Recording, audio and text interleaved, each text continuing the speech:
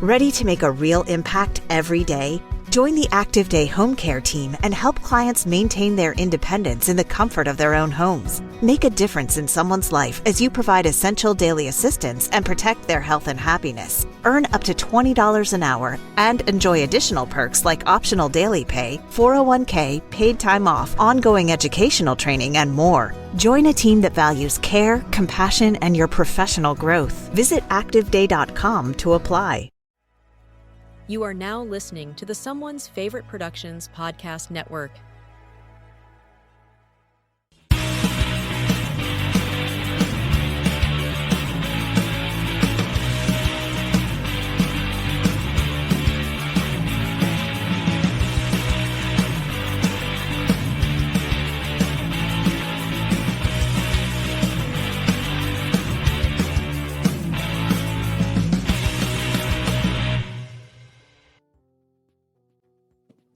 Hey there, everyone, and welcome back to Disconnected. I'm so happy to have everybody here tonight. Dustin, it's been quite some time. We were just talking about this. Feels like just, 7 weeks ago, but it's been like 9 months. Yeah, September. And I'm just thrilled you're here. So how are you? Welcome back. You. Thank you so much for having me back. It's my honor, genuinely, because I am always thrilled. Are we wearing the same shirt tonight, really? Oh, I got one, yeah. Well, happy Pride again to everybody. Hello, welcome back. How's everything been? You watch a ton of movies. I'd love to hear what you've been loving this year. Well, yeah, I was gonna say when we were talking before the show, I think it's starting when the Oscar nominations came out. I sort of told myself I was gonna basically watch everything that was nominated. And that included every short film. So I went to the theater and saw all of the shorts, the live action, the animated, the documentary shorts. Nice.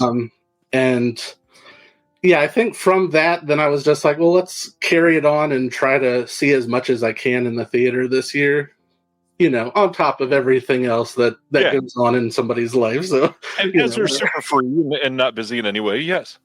Right. So I've seen a lot of stuff this year.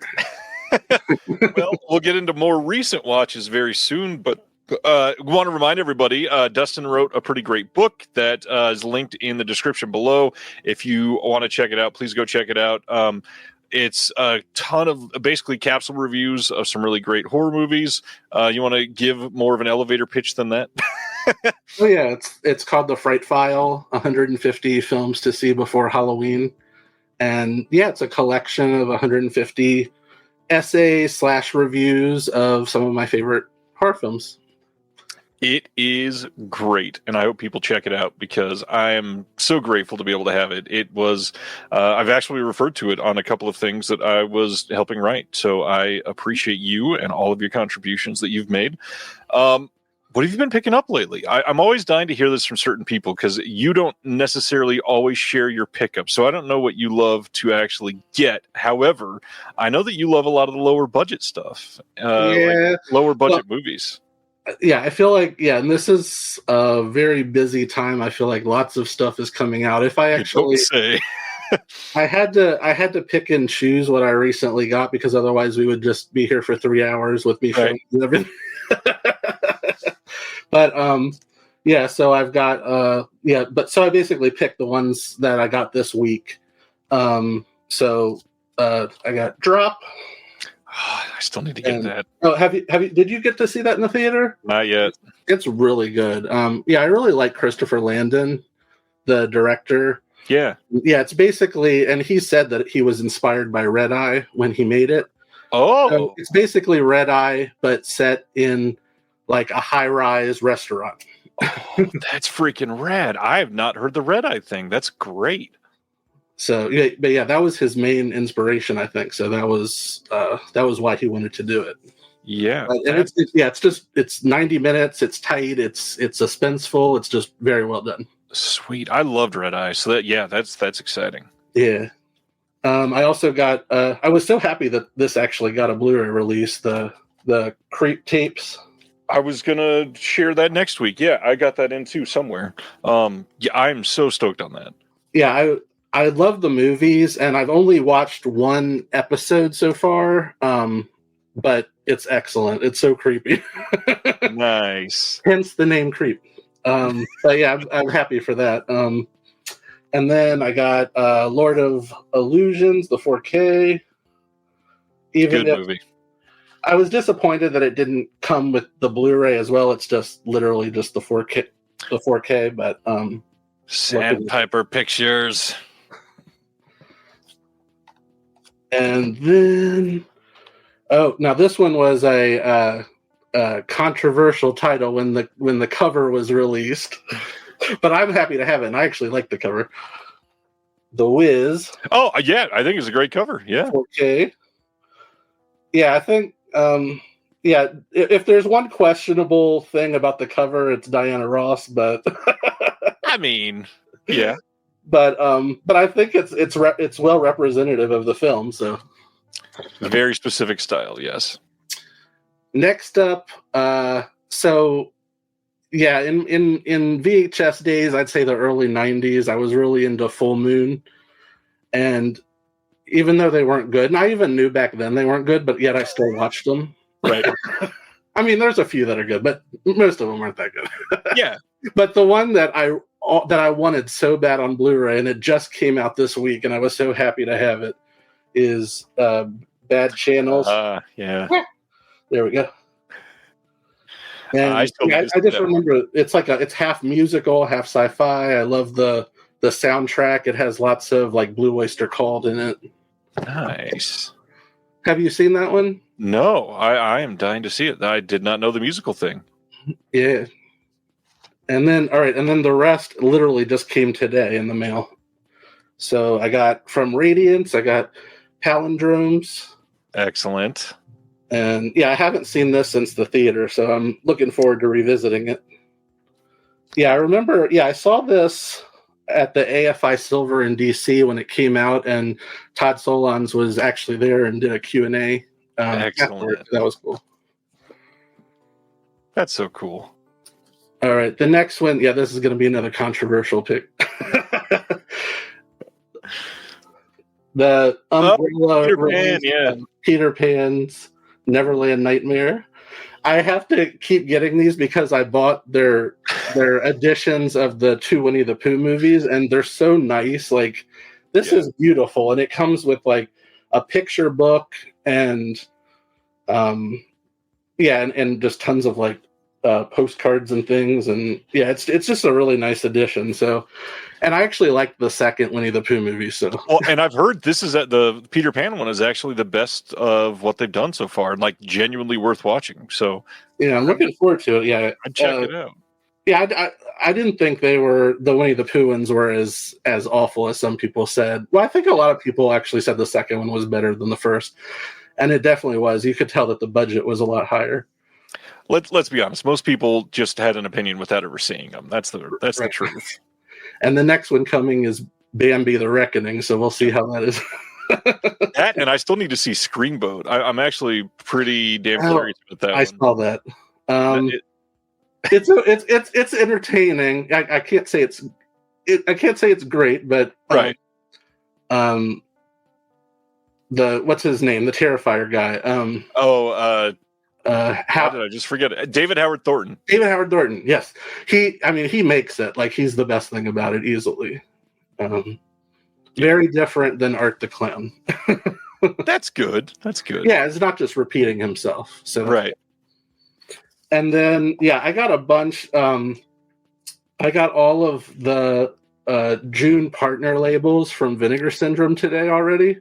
I feel like that's the earliest that they've come in the mail, because I got the May, like the halfway to Black Friday ones last week, and all of a sudden I got the June ones. So I just picked a couple. I had to pick Scarecrow in a Garden of Cucumbers. Yeah, because that's the best title ever. This one, I hadn't heard of this before it was announced, but it looks really interesting. Rounding. It does, yes. I'm eager to see this one. Yeah. And then the last one is Enter the Void. This is a really nice edition too.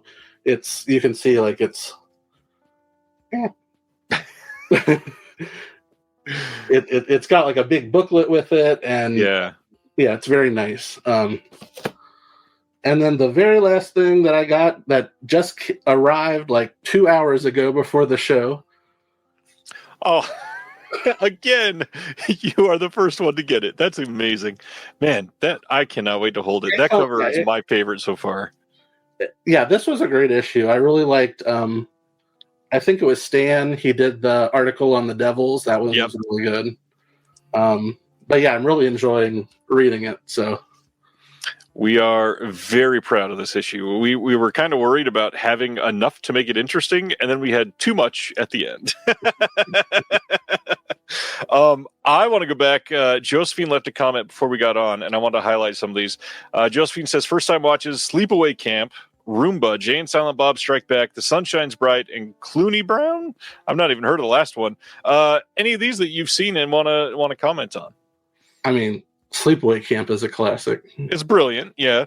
I'll also throw out there Jay and Silent Bob Strike Back, one of my favorites of all time. Love me some Kevin Smith. Yeah, that one's good too. Stan says thank you. All right, so I set aside 3 to talk about this week. Thankfully, no crossovers. One, I got in the 4K of Abigail, which I loved last year. This is the Turbine release from Germany, not the Scream Factory one. It is a slipcase with the 4K inside.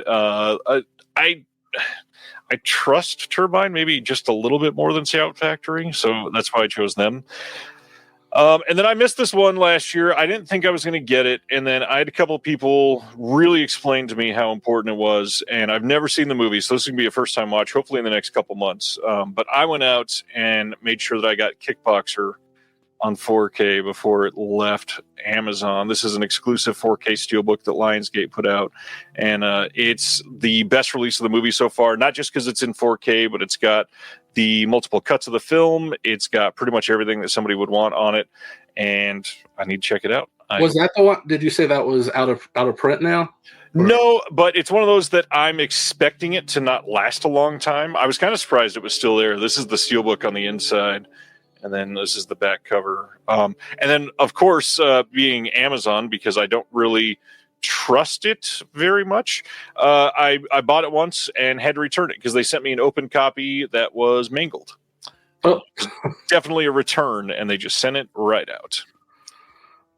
Sibner is saying, is Amazon stopping production of it? It's not Amazon's choice, it's Lionsgate's choice. And a lot of their limited edition stuff that was exclusive to Amazon has gone out of print already. And then finally, this is my last thing, but probably the thing that I'm most excited about for this month's pickups. This is from a company in Italy, actually, called The Legends. And this is their brand new release of Sing 'Em. This is their first physical media release as part of their company. And as a brand new company, they just signed with Shout to release the, not all of them, but like 8 or 10 of the Golden Princess titles that they've signed. So this company that's giving a lot of great attention to stuff like this is going to be getting their hands on City of Fire, the John Woo titles, a couple of the others. And I mean, the fact that Shout is licensing it to a bunch of territory shouldn't be surprising to people, but I'm glad that we're going to have options around the world of some of these, like City on Fire and Hard Boiled, that people want the best possible release for. So, yeah. Awesome. What is the label called again? They're called, it's a pretentious title, but they're called Legends. Here is their logo and the brand name right there. Well, I guess Legends Collection. And yeah, as you can see on the side, this is the Legends Collection #1. Nice. Eager to see this. I've heard it's a really fun movie, and Indian cinema does not get enough releases. I know that company, I think it's called The Cloud Door, is like doing a Kickstarter or Indiegogo type thing in the next couple months, and they're going to be focusing on South Asian stuff, a lot of Indian cinema. So hopefully we see an uptick in those. Yeah. Excellent. All right, now the big question: what have you been watching lately? What have you loved in theaters in the last couple, we'll say, month and a half? Well, I figured I'll focus on this week's stuff. I've already seen all 3 of the wide releases this week, so I'll go over them. But yeah, last night I saw How to Train Your Dragon, the live action. I saw it in IMAX. It's probably what you're expecting, which is it's basically, if you've seen the animated one, it's basically a repeat of that. Pretty much beat for beat. Yeah. There really isn't that much that's different about it. I mean, I try to go into it and sort of imagine if I was watching it without there being an animated version. So, like, if I were to just watch it as a live action film and there was no previous one, it is well done. And I mean, and you know, I enjoyed it enough, but at the same time, it was hard because you just keep questioning, like, you know, why, like, even though you know why. But I mean, it is well done in its own way. But yeah, I feel like they could have done a lot more with changing it up from the animated version. Yeah, I don't know if I'm just too cynical. I mean, I know a lot of people, it's not like a hot take to say I hate remakes or whatever. I don't hate that these exist. I just don't see why. Like, is it genuinely just a cash grab, or are they trying to reach a different audience that doesn't appreciate animated movies? Which those exist. I'm not putting that down at all, because I totally get that. I mean, I feel like it's going to do big numbers this weekend. Like, always will. Be huge. It's going to be like Lilo and Stitch. It's going to be big, and that's why it exists. Yeah, unfortunately, that's most likely the exact answer. And then just earlier this evening before the show, I saw Materialists. That's the new Celine Song film. And yeah, I said in my little review for it that the worst thing that can be said about it is that it's not Past Lives, which was just such a great film. But with that said, it's still very well done.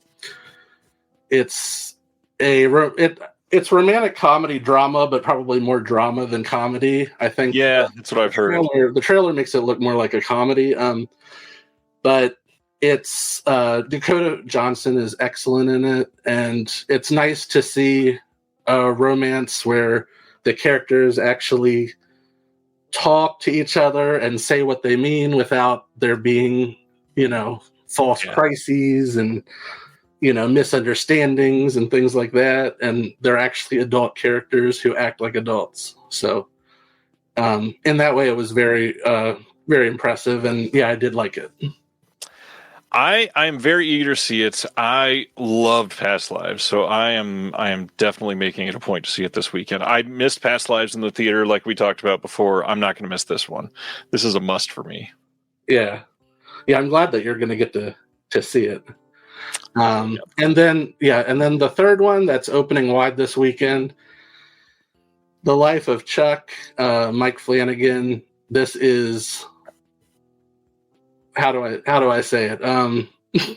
It's very rare that it only comes around every few years for me where I see a movie that just affects me so deeply and so profoundly that I instantly know not only is it going to be the best of the year, but it's instantly one of my all-time favorites. Like, it's very rare that happens, and it's so inspiring to see something that just works on every single level and has so much to say at the same time. And it's the movie that we really need right now, because while everything is just on fire, like this is the type of movie that makes you feel happy to be alive. And I can't recommend it enough for everybody. I think everybody would enjoy it.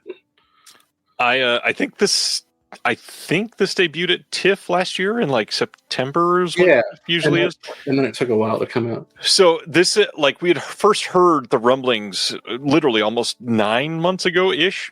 And I've been, since that first moment, dying to see this. I mean, I adore Flanagan, and yeah, to get away from his usual thing and to be getting the praise that this is getting, I'm just so excited for that. And yeah, it's the best thing he's done. And I mean, that's saying a lot because I like everything that he's done. And of course, it's based on the story by Stephen King. And I would say that it's not that the storylines are the same, but I would say I would sort of compare it tonally to something like Stand By Me. Great. And of course, that's one of my all-time favorites as well. So it's one of his best movies by far. And also the cast, it's just like it has the best ensemble. And it's the sort of movie where it's so specific in the way that it's written and the way that it's acted that every single actor, every single character that shows up, even if it's only for one scene, you remember them vividly after the movie's over. Yeah. I mean, Matthew Lillard, for example, he has one scene in the movie and he nearly brought me to tears. Like, he's so good. One scene. That's crazy. And yeah, and I was like, all right, this is the best performance he's ever given, and it's 3 minutes long. Yeah, I hope he gets, I don't know if it's just more work because he's very busy on the convention circuit too, but I would love to just see him in everything. He's got so much like left in the tank of just great stuff. Yeah, I like that we've been seeing him a little bit more often lately. Yeah. But like even, I loved seeing Mia Sara in something again. From like Ferris Bueller's Day Off and Legends, because she basically retired from acting and hasn't made a movie in I think like 13 years. Yeah, and Mike Flanagan specifically came to her and asked her to be in it, and she was like, "For you, I'll do it." Amazing, and it's a great performance from her. So, and even I was even happy. I had no idea that she was in it. Like Heather Langenkamp is in it, and I was so happy to see her. Nice. Just lots of actors that I feel like they're underutilized in film these days, and he actually gives them solid roles. So, I was happy to see it. But it is it is a great, great film. Can't wait. Seeing that and The Materialist on Saturday. I've had my tickets bought. I'm actually going with KB, who's usually on the show. He'll be on probably later tonight. We're taking the wives. It's gonna be a good day. Can't wait. I can't wait to hear what you think of it. I had a just surprisingly decent week for me with movies. The first one, which is the only older film that's not like a brand new release. I was asked to be on the newest episode of the New World Pictures podcast. Not been released yet, but you can hear us go into depth on the film Standalone from 1985. This is a movie that is starring Charles Durning about a veteran that witnesses a murder, you find out. And either way, it's atrocious. It's a fun episode, but good Lord, this movie is god awful. Standalone is bad. Recent watches, though, that just got released. The wife and I did a triple feature this weekend in the theater, which we don't get to do a whole lot. Started off with the happiest film ever made, and we watched Bring Her Back. I was so excited to see this because I know that like a lot of people love Talk to Me. I didn't love Talk to Me, but I really liked it a lot. I thought it showed a lot of potential for the filmmakers. I truly adored the sound design in it. And then Bring Her Back came back with a lot of divisive, middling reviews. A lot of people kind of hated it. The writing didn't work for some people. A lot of people didn't like that it was less horror and more like visceral depression, I guess, in a way. And good. I don't even know what to say. Like, I don't want to spoil too much. This movie is great. I loved this way more than Bring Her Back. It's still not like a 5-star film or anything, but I really felt this movie. Did it go up, Ryan? I had no idea. Thanks, man. I guess the New World Pictures podcast episode is up. Check it out. I've been disconnected, pardon the pun, from the internet most of the day, and that is good to hear. Bring Her Back has 2 moments in this movie that made me physically cringe more than any movie that I've seen in at least the last 10 to 12 years. Very interesting to see where they took the lore on this. They didn't really explain a lot, which can be a good thing. I think this movie could have been served a little bit with some more explanation of what was happening. I'm more than happy to like leave things up to people's interpretation. This thing you needed to sort of explain a little bit like of the process of what we were seeing. And if you've seen it, you understand what I'm saying. But man, this movie is good, and they know how to write a goddamn depressing film. Sure. Yeah, I thought it was great too. Sally Hawkins. I was about to say those two words. Sally Hawkins is mind blowing in this movie. It's like the antithesis of Paddington. It is the anti-Paddington, and yeah, it was great. What's going on, Kubrick lover? Second feature in our double feature was the newest Wes Anderson, The Phoenician Scheme. I notoriously have not been too high on a lot of Wes Anderson since I think the last one I thought was like brilliant was The Fantastic Mr. Fox. I have not hated everything or anything like that.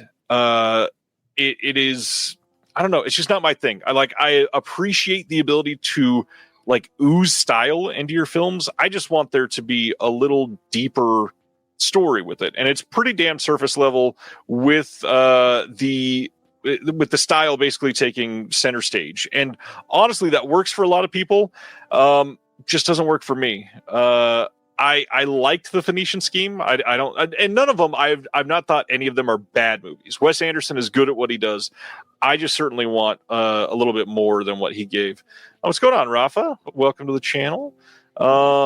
I loved the basketball scene. For anybody that's seen The Phoenician Scheme, I think it might have been the scene that stole the entire film. Cranston and Hanks have incredible chemistry together. Put them as the stars of it. I know they're giant names, and that would be really difficult, but put them as like a team up, something sort of buddy movie. I really think they would give us a really great movie. They had just incredible chemistry. And Michael Cera, like probably the performance of his lifetime, which he's never been bad or anything, but he did so well in this thing. Yeah, he was the highlight for me in it, yeah. I thought. He was really good. I feel like, I liked it enough too, but I did think it was one of his weaker films. I feel like, especially recently, Wes Anderson has overstuffed his casts with so many people who are talented, and then he basically gives them nothing characters. Like, yeah, so many people are wasted in it. Yep. And it's just a shame, but I guess if you can get the best people, I mean, for even the smallest role, I guess. Yeah. Yeah, and that's the thing. He's got the cachet to have like a mind-blowing cast. In any other movie, this cast alone is, oh my God, I have to go see this tomorrow. But Wes Anderson, I was like, if I see it in the theater, cool. If not, no big deal. And then the surprise for me of the weekend, I was shocked. I really enjoyed Dangerous Animals. And yeah, reading my Letterboxd review, you probably wouldn't think that I really enjoyed it, but 3.5 is pretty decent for a film. I went in expecting what we've gotten from most shark movies, which this kind of is a shark movie and not really, from the last 15 years, which is, hey, there's like 2 good scenes and the rest of the movie is kind of meh, like really bad acting. No, I thought this was actually surprisingly great. I don't think other than, I had to look him up after because I could not remember seeing him in anything, but I'd never seen Jai Courtney in anything other than The Suicide Squad, I guess, which I don't even know what he did in that movie. I barely remember the movie. Wow. But I'd not seen anything else that he's known for. This movie, Dangerous Animals, is great. This is way more of a serial killer movie than a shark movie, which they hinted at kind of in the trailers and all that stuff, but this is way better than you expect it to be. I thought the acting was surprisingly top-notch through this entire thing. Really solid storyline, a couple like iffy plot points, but it's a movie. You suspend your disbelief and everything's good.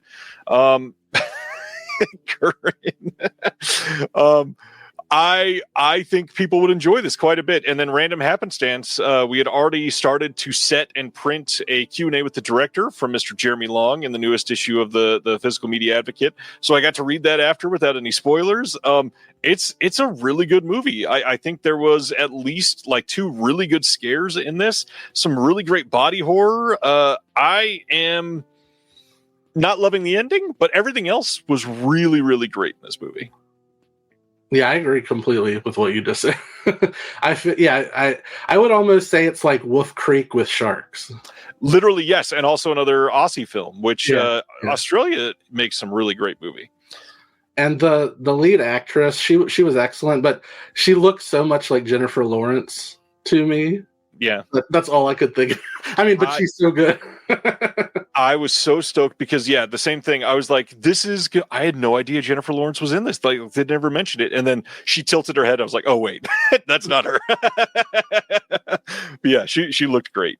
Yeah, just truly great movie. And the big thing, I don't want to spoil much, but there's so many choices in Dangerous Animals that they could have stopped and not taken it any further. And they don't just take it the next step that you're like, man, if they really wanted to, they could go there. There's 2 or 3 things in this movie. They go like 3 steps beyond that. And that's where I really feel like international cinema that is not based in the US truly is trumping, pun with the word there, pretty much everything that the US can put out when it comes to genre films like this, because a serial killer shark movie in the US would have held back probably 4 or 5 of these scenes and just like kind of wuss out or not show you all the action or the scenes that happen on the boat, which if you've seen it, you know what I'm talking about. Not going to spoil any of that aspect, but yeah, they do not pull back any punches whatsoever in this movie. It is so good. Yep. Yeah. Anything else you want to talk about before we get into our announcements? Well, I can talk a little bit about a few of the things that I've watched at home real quick. Yeah. So starting, I would say a year or 2 ago, I started choosing just randomly different filmmakers and then doing a chronological deep dive into their work. I found that it was a really good way of sort of getting a clear sense of their growth and evolution over basically their whole filmography. So like last year I did Wes Anderson actually, and watched everything in order. And I found that I really appreciated his work better doing it that way than watching just each one like when it would be released, like each year or whatever. And I found that I changed my mind on a lot of his films watching him this way. And then I also did the same thing with Quentin Tarantino, and and inspired by you, actually, I did Don Bluth last year. Yes. Watched all of the animated films from him. And then, so earlier this year, I did Mike Leigh and watched everything from him because I hadn't really seen anything aside from Secrets and Lies. So that was good. And then right now, I'm doing the French filmmaker Eric Romer. I'm not sure. Are you familiar at all with his? I've seen nothing. I got to be honest. I don't know for sure that I've seen a Mike Leigh movie either. Oh, really? Yeah. Oh, well, he's great. Yeah, Mike Leigh is fantastic. And yeah, Eric Romer, I'm really enjoying it. The only one that I had previously seen was Pauline at the Beach. And I had seen that back when I was a teenager. So like, over 20 years ago. Yeah. And so I really didn't remember anything about it. But yeah, I've been going through and watching. So a lot of his filmography was separated into sort of like different series. So like Criterion released some of his first feature films were in the 6 Moral Tales. Oh, yeah. And yeah, so it's like 6 different films. And yeah, I mean, I enjoyed all of these. I've seen 13 so far from him, because then there was. So this was the 6 Moral Tales came out in the 60s and 70s, and then the six films that he did in the 80s were called Comedies and Proverbs, and so there's some fantastic ones in here. One called The Green Ray. Just completely blew me away. And then another one called The Aviator's Wife. But oddly enough, I've liked everything I've seen of the 13, aside from the one that was sort of in between the 2 series, from 1976. And this had just come out from the partner label, Binningerson and partner label, The Marquise of O. Nice, yeah. So this was the only one that I haven't really cared for. It thrill me. It seemed like something that was more like a work for hire sort of project for him. It didn't seem like it worked with everything else that he's done. But yeah, most of his movies are, I would say, they're not big on plot. They're more about the characters and the relationships between the men and women. And I think that he just does a really good job of sort of exploring, sort of in a thoughtful way, the different, basically the relationship between men and women. They're very heteronormative. I'm shocked. I think in the 13 movies, I may have spotted one gay couple in the back of a party scene. And that was an accident. They did not mean for that to be there. Yeah, no doubt. They stuck in. But still, I'm really enjoying them. So the only ones that I have left now are he did the Tales of Four Seasons, and that was another Criterion set that came out. So I'll be doing those next. Very nice. Yeah. Stuff like that is so great. I really wanted to deep dive a lot of things, and so far the only thing we've done this year is Final Destination, the franchise. Not the same thing. Not quite on the level of Romero, I'm sure. Hey, I love doing a Final Destination watch. And then quickly, I'll just say, so my first thought after watching this, I had never seen this before, but my first thought was that in the 80s, drugs were alive and well, because The Golden Child could only have been made by somebody. I don't even know. It was just, have you happened to see it? I've seen it years and years and years ago. I barely remember it. I just remember thinking, so this is like Big Trouble in Little China light, and like very light, essentially. But I mean, it's wild. Like, it came out in 86 and came out during the holidays. And I guess it was advertised as more of a family type movie because it was Eddie Murphy's first PG-13 film. Yeah. But like, so he plays a wisecracking caseworker who's like investigating missing children, and you like see the bodies of missing children. And it's like, it gets dark. And then at the same time, there's like winged demons, and there's like Charles Dance transforming into a rat. And then there's like in one scene, this like shredded Pepsi can starts dancing to Putting on the Ritz. I thought I was hallucinating, and I wasn't on any drugs, so I don't even know what was going on. But I mean, I enjoyed it while at the same time not really thinking it was very good. But I will say the 4K looked beautiful. They did a great restoration on that. Yeah, I did not pick this one up. I'm still considering it, and likely will at some point. I think I've got most of the VSUs except for like one maybe, but I mean, yeah, great packages, and it's Eddie Murphy. Like he's one of the masters. Kind of want it. Right. And then the last ones, real quick. This was something that, because I love horror so much, I'll oftentimes take a chance on just really low budget stuff that I really don't know much about, and a lot of times I'm let down. But I was very pleasantly surprised by Looky Lou. Yes. This movie, have you seen this? Not yet. I had to pick it up. I just barely got it in just a little bit ago. But like I know the guys that did the score, and I've heard this is incredible. It really impressed me. Like, this proves like what such a very limited budget and how far you can go with it. With the resources that you have. So I would say that it's fully found footage. I would compare it to Man Bites Dog and the Poughkeepsie tapes, but in a more modern lens. So it's set, modern day. And I would say, like, it gets very dark because it's told completely from the point of view of this sort of like lurker who's walking around his town and following, women and looking in their, windows and watching them. And then, he eventually graduates to serial killing. And, it does get very dark, but it doesn't have that like ick factor that makes you feel bad afterwards. Like, right. Which I think that a lot of those movies do, like probably like something like August Underground. Yeah, that's one of them. So I was just, it was just so well done, and it's definitely a slow burn, but I was transfixed for all 80 minutes of it. It was just fascinating. So I highly recommend that one. And then the last things that I'll say is just, I think it was last night, I watched 28 Days Later.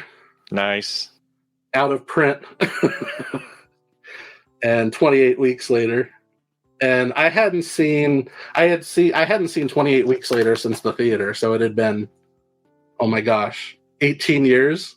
I can't believe that it's been 18 years since the sequel.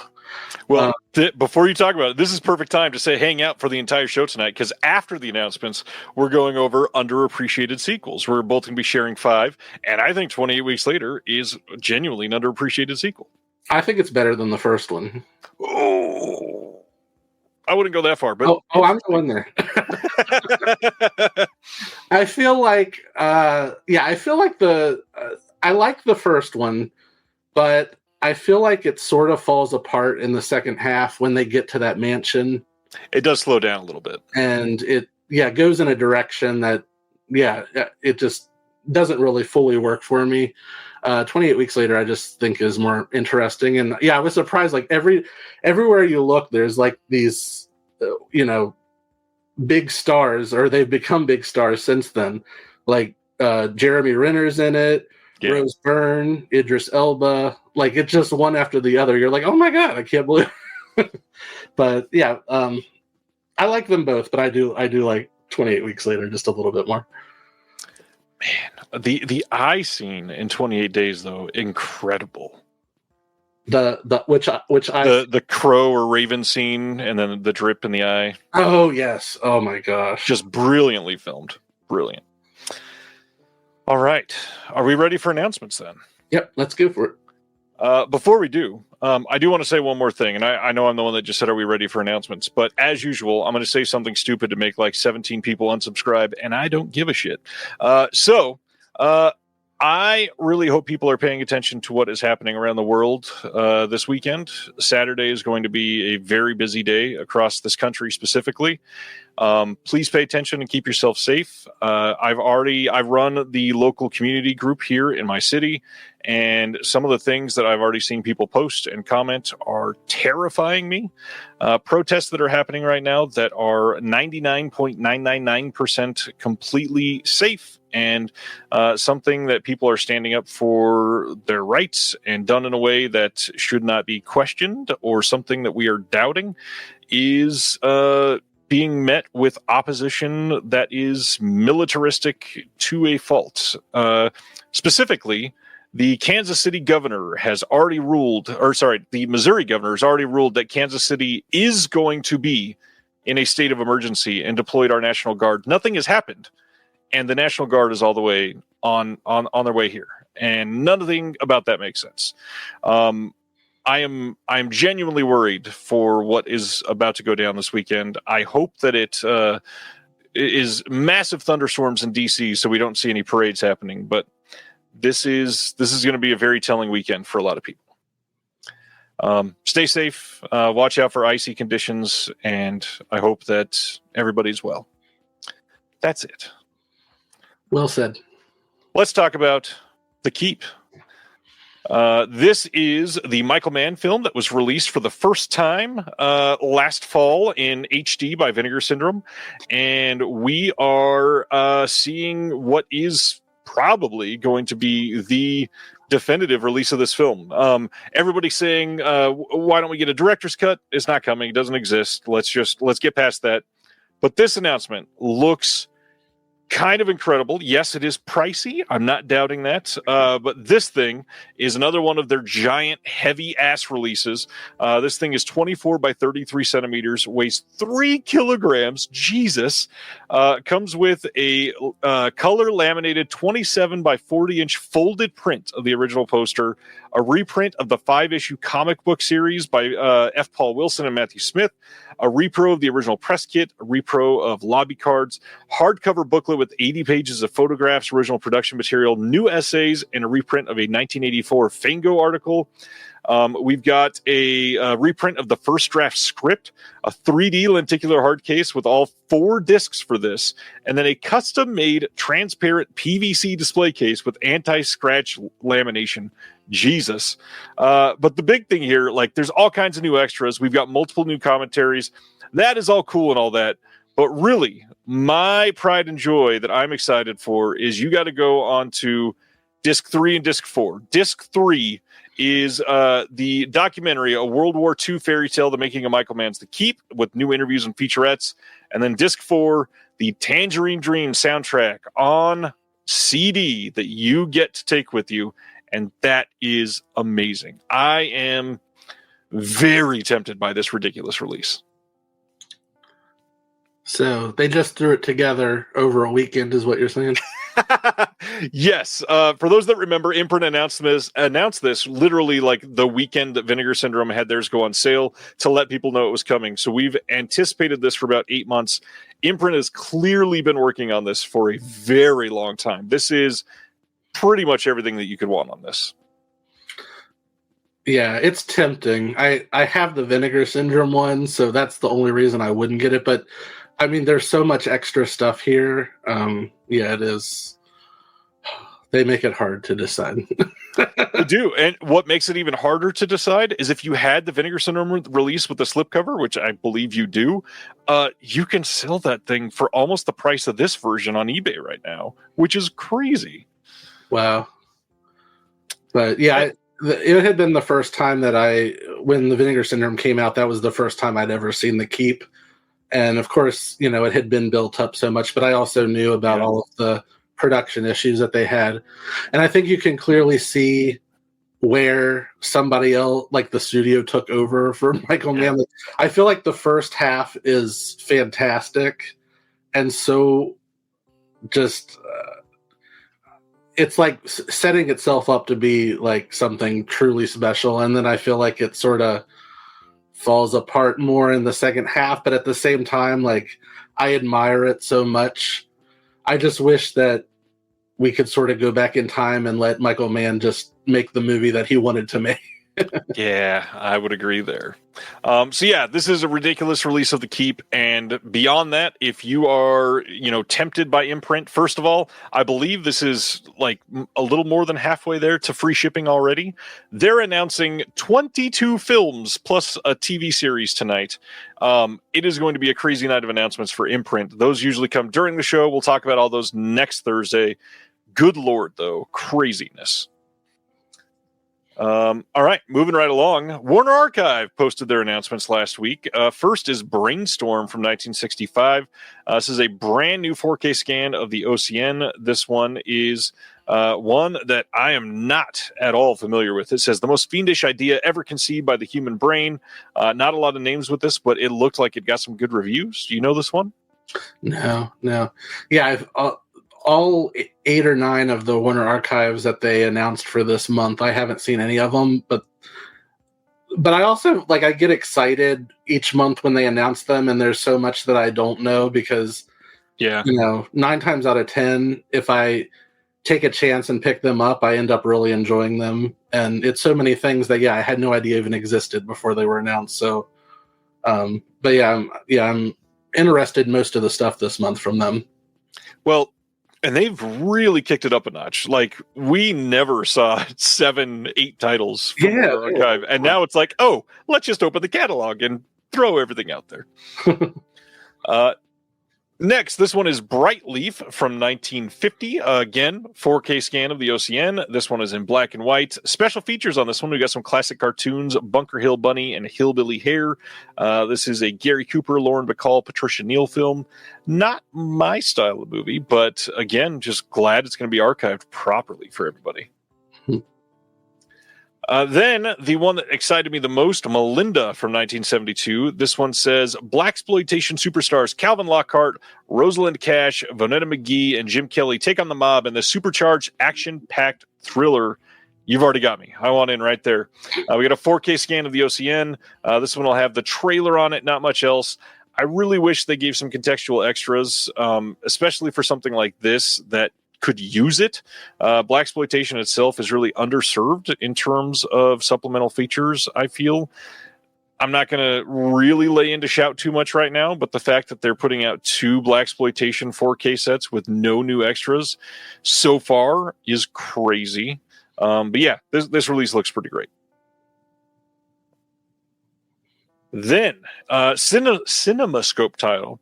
We got Knights of the Round Table from 1953. Mel Ferrer, Ava Gardner in this one. Again, another 4K scan of the OCN. Special features in this one. We got an intro by Mel Ferrer.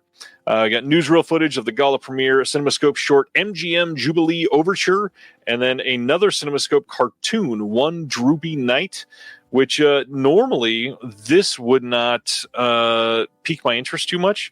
But even just seeing the CinemaScope properly restored in 4K, very curious to check this out, actually. Yeah. Moving right along, one that I've been wanting to see for quite some time is Rachel Belwar wrote about this in an issue of the Physical Media Advocate last year, I believe. This is The Cobweb from 1955. Richard Widmark, Lauren Bacall, Charles Boyer, Lillian Gish also in this one. This says, step inside the castle, which is a large private psychiatric facility. Here, Dr. Stuart McIver, devotes night and day to this profession while neglecting his pining, voluptuous wife. A colleague with a fondness for booze and a pretty face seeks to comfort the wife.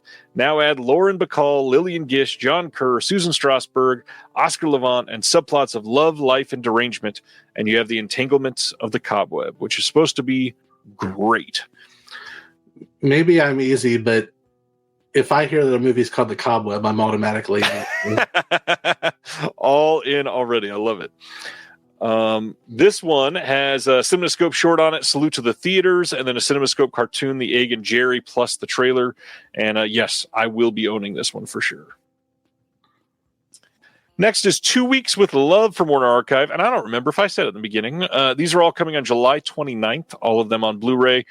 Reminder that they are only doing Blu-ray for the most part. Most of their titles will not be 4K, even though this one is yet again a 4K scan of the OCN.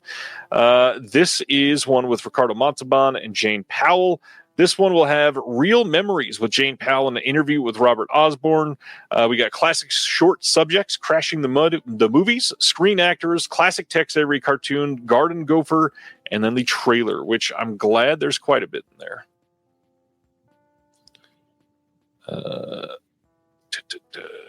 Next up, The Prisoner of Zenda. This is from 1952. Lots of 50s titles this month. Another 4K scan of the OCN. This one has the 1922 silent version of this with Louis Stone and Alice Terry, an audio-only radio broadcast, Lux Radio Theater with Ronald Coleman and Douglas Fairbanks Jr., and then Screen Directors Playhouse with Coleman and John Cromwell. I'm just glad they're throwing some extras on there this month. And all I can see is The Legend of Zelda when I see that. So. Yeah, I thought the exact same thing. And then the one that I think excited people the most, They Died with Their Boots On from 1941. This is coming the same day. This is a Errol Flynn and Olivia de Havilland title. We've got a black and white film and special features. We got Leonard Maltin hosting Warner Night at the Movies 1942 with the newsreel, military short Soldiers in White, a cartoon called A Tale of Two Kitties, All Through the Night trailer, and then a featurette, They Died with Their Boots On, To Hell or Glory, plus the trailer. Lots of stuff coming out from Warner Archive. Then, premiered last weekend, Ballerina from the world of John Wick, which I'm so, I don't know, confused why we're including from the world of X in titles now, like Jigsaw or whatever it was called, from the world of Jigsaw. We didn't need that. Come on. Well, I will say I saw this last week, and that's not on the screen ever. Like, it's just called Ballerina. So I don't even consider that part of the title because it's not in the movie proper. So Yeah. Anyways, the only reason they're doing that is because they want. I mean, obviously they want as many people as possible to come, and if they see that it's just called Ballerina. That's the thing. In 2025, who's going to a theater just based off of a title? I know, yeah. Come on. But I will say I thought it was pretty good. Yeah, I actually liked it. I wanted to see it last weekend. Unfortunately, I still haven't seen all the John Wick titles, so I declined. This is coming soon in a Walmart exclusive 4K Steelbook in the US from Lionsgate, and so that is your option here. And if that is not something that is appeasing you, you can head on over to Amazon and get this Amazon exclusive 4K Steelbook. This one is another Lionsgate title. Kind of crazy to have two different retailer exclusive titles, but it's John Wick and that franchise, which is literally probably the most milked title from the last 10, 12 years from any franchise. There are so many releases of the first John Wick film. It is wild. Next up, Late Night with the Devil from last year is getting a 4K Steelbook here in the US from Shudder. It is a decent-looking Steelbook. I don't think I've ever heard from you what you thought of this, because I'm sure you saw this one. What'd you think? Oh, yeah. So I like it a lot, but I have one problem with it. It opens, this isn't like really a spoiler, but it opens with sort of documentary footage, sort of. This is my problem too. Yes. Basically, telling the origin of the talk show and this host and how he came to have this show. And then it naturally should have an ending that basically is a bookend to that right. Tells you what happened after the show that, the movie is based on. And it doesn't. So I feel like it drops the ball, because if it's pretending to be, an episode of a late night show from the 70s or whenever, it's set, then naturally history would tell you what happened after the show was over. And it doesn't tell you that. And so I feel like it sort of leaves you with an unsatisfied feeling, even though what's there I really like, but I just is that what you were gonna say? That, and like the other bookend is the problem, obviously, but the mixing of the conceits, like you start off making it look like you're actually filming in the 70s with this old school camera style, and then they very quickly give up on that, and the found footage conceit is like, oh, we're filming backstage in the 70s with this massive HD camera that will immediately pull you out. We don't get all of the filtering that they wanted, and it feels, I don't know, so like disjointed, and that stuck out to me a lot as somebody that really likes found footage. And well, actually, we're going to talk about found footage in just a minute. But yeah, I didn't love this movie. I thought the story was good and the performances fine. Nothing against that. Just could have been so much better. Yeah, I'll agree with that. Next up, one that I've heard is really fun. July 22nd, Blu-ray and DVD releasing in the U.S. of Fight or Flight with Josh Hartnett. This is coming from Vertical Entertainment. No special features from what I can see. You can pre-order this now. No 4K, although this is the type of title that screams to me will get a German 4K. So if you like this movie, I would wait like a good 4 or 5 months if you're really holding out for that. I have a feeling like Turbine would be the ones to rescue something like this. Yeah, and I'm so happy for Josh Hartnett, like, yes, coming back after all these years and getting lots of good roles again, and he's just he's so good in this. So Sibner is asking, stuck in a locked room, are we watching Late Night with the Devil or In a Violent Nature? What are you picking, Dustin? In a Violent Nature, because I actually really like that movie, and I know you don't like it, but I'm a big fan of it. I will watch Late Night with the Devil in a heartbeat over In a Violent Nature. I will never watch that or the sequel ever again. This one is... You got to give it one more chance. Come on. I have the Friday the 13th video game. I'll just go play that. This one is really interesting. You can get this now. It's not a pre-order or anything like that, but it is a BDR released as a self-release title of Captain Daimo versus the Cowmaster. That title alone, mixed with the art that those that are watching live can see, is wild. But let's go through this real quick. So Captain Daimo versus the Cowmaster is a fond homage to the weekly movie serials of the 30s, 40s, and 50s. It follows the exploits of Captain Daimo, a hero with no secret identity. He is always Captain Daimo. Along with his sidekick, Cuffy, he sets out to right the wrongs of the city he calls home. Trouble and danger arrive suddenly when a fiendish arch-villain, the Cowmaster, invades the city and begins a reign of terror and vandalism to gain power and ultimately rule the world. It is up to Captain Daimo to thwart his evil designs if only he can. So now, the other aspect of this that makes it super interesting, this action comedy was filmed in Massachusetts on 16 millimeter black and white film all the way back in 1976. And though the shooting wasn't finished until 77, the shooting was finished in 77, it had never actually been completed. They never finished the movie until last year. Time and funds became available and post-production finally began in 2019. They did a film out transfer in 2K digital. This long gestating film ended its epic road to completion in 2024 and is now ready to premiere almost 50 years after it was actually first shot. So the disc is going to include a cast and crew commentary. It's got the director talking about it at the film premiere, a trailer, 3 featurettes from behind the scenes. But there are some names with this that people would recognize. The biggest one, Larry Blamire, is a part of this, and Bob Gifford is the director. It's a labor of love. The fact that they put so much work into this is just crazy that they were able to pull it off. I'm so stoked. This is one I definitely want to check out. So is the director still alive? I believe everybody is somehow still alive. Oh, wow. It's crazy. Yeah. Bob Gifford was there for the premiere and everything. So was he personally able to finish it then? Yes.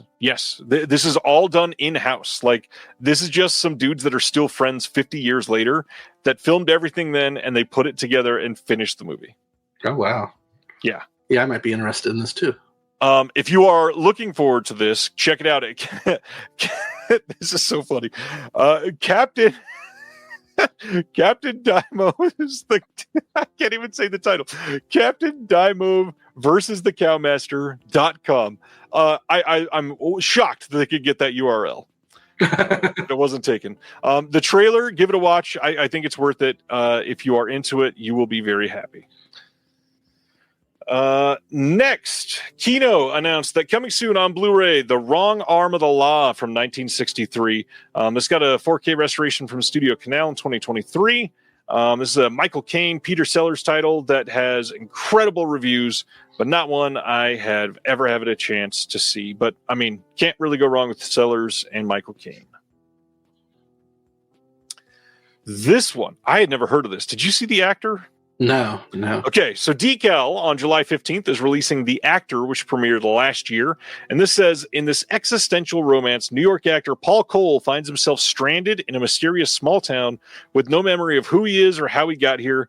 With no sense of identity or purpose, he starts from scratch and begins courting a local costume designer, Edna. As bits and pieces of his past slowly emerge, he attempts to find his way home. Has anybody seen this? I would love to hear if this is good. Yeah, I hadn't heard of it before this announcement. I mean, it sounds really intriguing. Yeah, it's Sibner says it's called The Majestic. Yeah, this is a less action-y version of The Bourne Identity. Just kidding. I'd be interested in seeing it. All right, Kinos soon are releasing The Second Twin from 1966. This got a 4K restoration by Studio Canal. This is also called The Other Truth and continues their reign of films from this era in this part of the world. I'm sure this is one that you've not had a chance to catch. No, haven't seen this one. I don't think anybody in the world has ever seen this, but I'm glad Kino's releasing it. Lionsgate Limited pissed off some people this week with their announcements, which a lot of people were happy with them. But this is, always going to be a problem with the Lionsgate Limited when they are going to be exclusive to their site. So let's get into it. The first release, this is July 15th, a 4K release from Lionsgate of Frailty from 2001. This is Bill Paxton's directorial debut that is rather good. And in this release, not a steelbook, by the way. A lot of people see Lionsgate Limited and they immediately assume steelbook. Not a steelbook. You get a 4K with Dolby Vision, brand new art that looks really good. There's the big thing to me, printed reproduction of Bill Paxton's original shooting script, which is crazy. They wanted to point out that they were incredibly lucky to have access to Bill Paxton's original shooting script, a rare and meaningful opportunity that offered a direct window into his creative process. We did our best to preserve the authenticity of the document in this booklet, keeping elements like the upside down pages and the original notes, even when they stretched beyond standard margins. Despite these challenges, we're thrilled for fans to experience this piece of film history and to witness the care and heart that Bill poured into the project. They've got a bunch of legacy features on here, and then brand new features. Father figure, establishing shot with David Blocker, more stories from the Frailty set, a teaser, and a theatrical trailer. This looks like a really cool release, but again, limited to the Lionsgate Limited website. Not going to be anywhere else. That's pretty insane that they are actually including, Bill Paxton's shooting script in each copy. Like that's, when I saw this, I instantly pre-ordered it. Yeah. I'm a little bit mixed on the Lionsgate Limited stuff, like especially with, I think one that's coming up soon, like the Vestrons moving over there. But I will say that, so far everything that I've gotten has been really high quality. So, agreed. Yeah, it's Lionsgate. It better be at this point. Jaden says, "I wish they had a free shipping threshold. They do. It's $100. They just don't advertise it. Free shipping starts at $100, Jaden. The hard part is for a lot of, like with Lionsgate Limited, they are genuinely limited." And so after a while, they will be out of print and you can't get these anymore. But the big thing is they're releasing good titles. And that's why people are pissed, is these could do well on Amazon, at Walmart, on, selling on Diabolic, everywhere, if Lionsgate made their stuff available everywhere. But if you're like buying stuff as they announce them, they're only announcing maybe at most 3 times. 3 titles, not times. But usually it's 1 or 2. And that, unless something stays in stock that you want, you're not going to get up to that $100 price point. So that is a tough thing. But I don't know, if it's a title you love, like a lot of people love Frailty, you don't want to miss out on it. Do you have a theory on why they've moved to this limited sort of, like? Because I feel like unless you're really in the know, like like us with physical media, like a lot of people would never know that this exists. Yeah. They would never know to go to that website unless. Yeah, you're right. I genuinely think this is literally only rooted in money. And I'm not saying it's necessarily about greed. I think they probably did like a cost assessment and found out that when they release stuff on Amazon or in Walmart, they're not even able to recoup all the costs. A lot of the stuff is semi-expensive. Reproducing a shooting script costs a lot of money for sure. Mm-hmm. As somebody that's done stuff like that behind the scenes, it's a lot of work. And now, like, I don't know, a title like this is different. I feel like it would have done well, and maybe Lionsgate Limited could have had the shooting script and release it widely as a standard edition. That would have been fine. So this sucks. Like, there's so many people that could appreciate this, and they don't ever get a chance to see it. Give us a standard edition. Right. I have one more question about this. I think it was the first Lionsgate Limited release that they did. It was the Conversation in 4K. Yep. Do you think they're going to do a more regular edition of that down the line? Because it's so bulky. Like, I want that so bad, but I've been holding out because yeah, it's just like, I don't need all of the extra stuff that's with it, you know. I agree fully. The hard part is I would suggest people go for the Studio Canal standard that they released over in the UK. You can get it for like $30. Diabolic is carrying it. Orbit carries it. It may not be in stock right now, but absolutely to give a middle finger to this. Lionsgate doesn't deserve it for something like that. Completely agree. It's expensive and it's not worth it. All right, yeah, I'll do that. I had forgotten about the Studio Canal version. So yep. Look at that. Mozart's Ghost was saying the UK got the regular edition for the conversation. Oh, awesome. Somebody was asking. I missed a couple things about Lionsgate here. Totally get the argument against Lionsgate Limited, but they're getting me. That makes sense, Ryan. Totally get it. Jaden says it's kind of crazy that $100 is legit for Vestron titles now. What's worse is, like, I understand the sentiment here because suddenly Vestron was in Walmart for $12 and everybody went crazy. So many people weren't buying Vestron titles for the first 4 years that they were out there. The first 18 Vestron titles were released at $30 and never went on sale. It took until number 19 in the Vestron titles for them to start lowering the prices. And so it used to be 3.5 Vestron titles, and you should be happy now that it's only 4. Bullshit. Come on. You own the rights to these. These should not be that expensive, Lionsgate. That is so not worth it. Keith is saying, how limited are they? Not just the slip, but the release itself.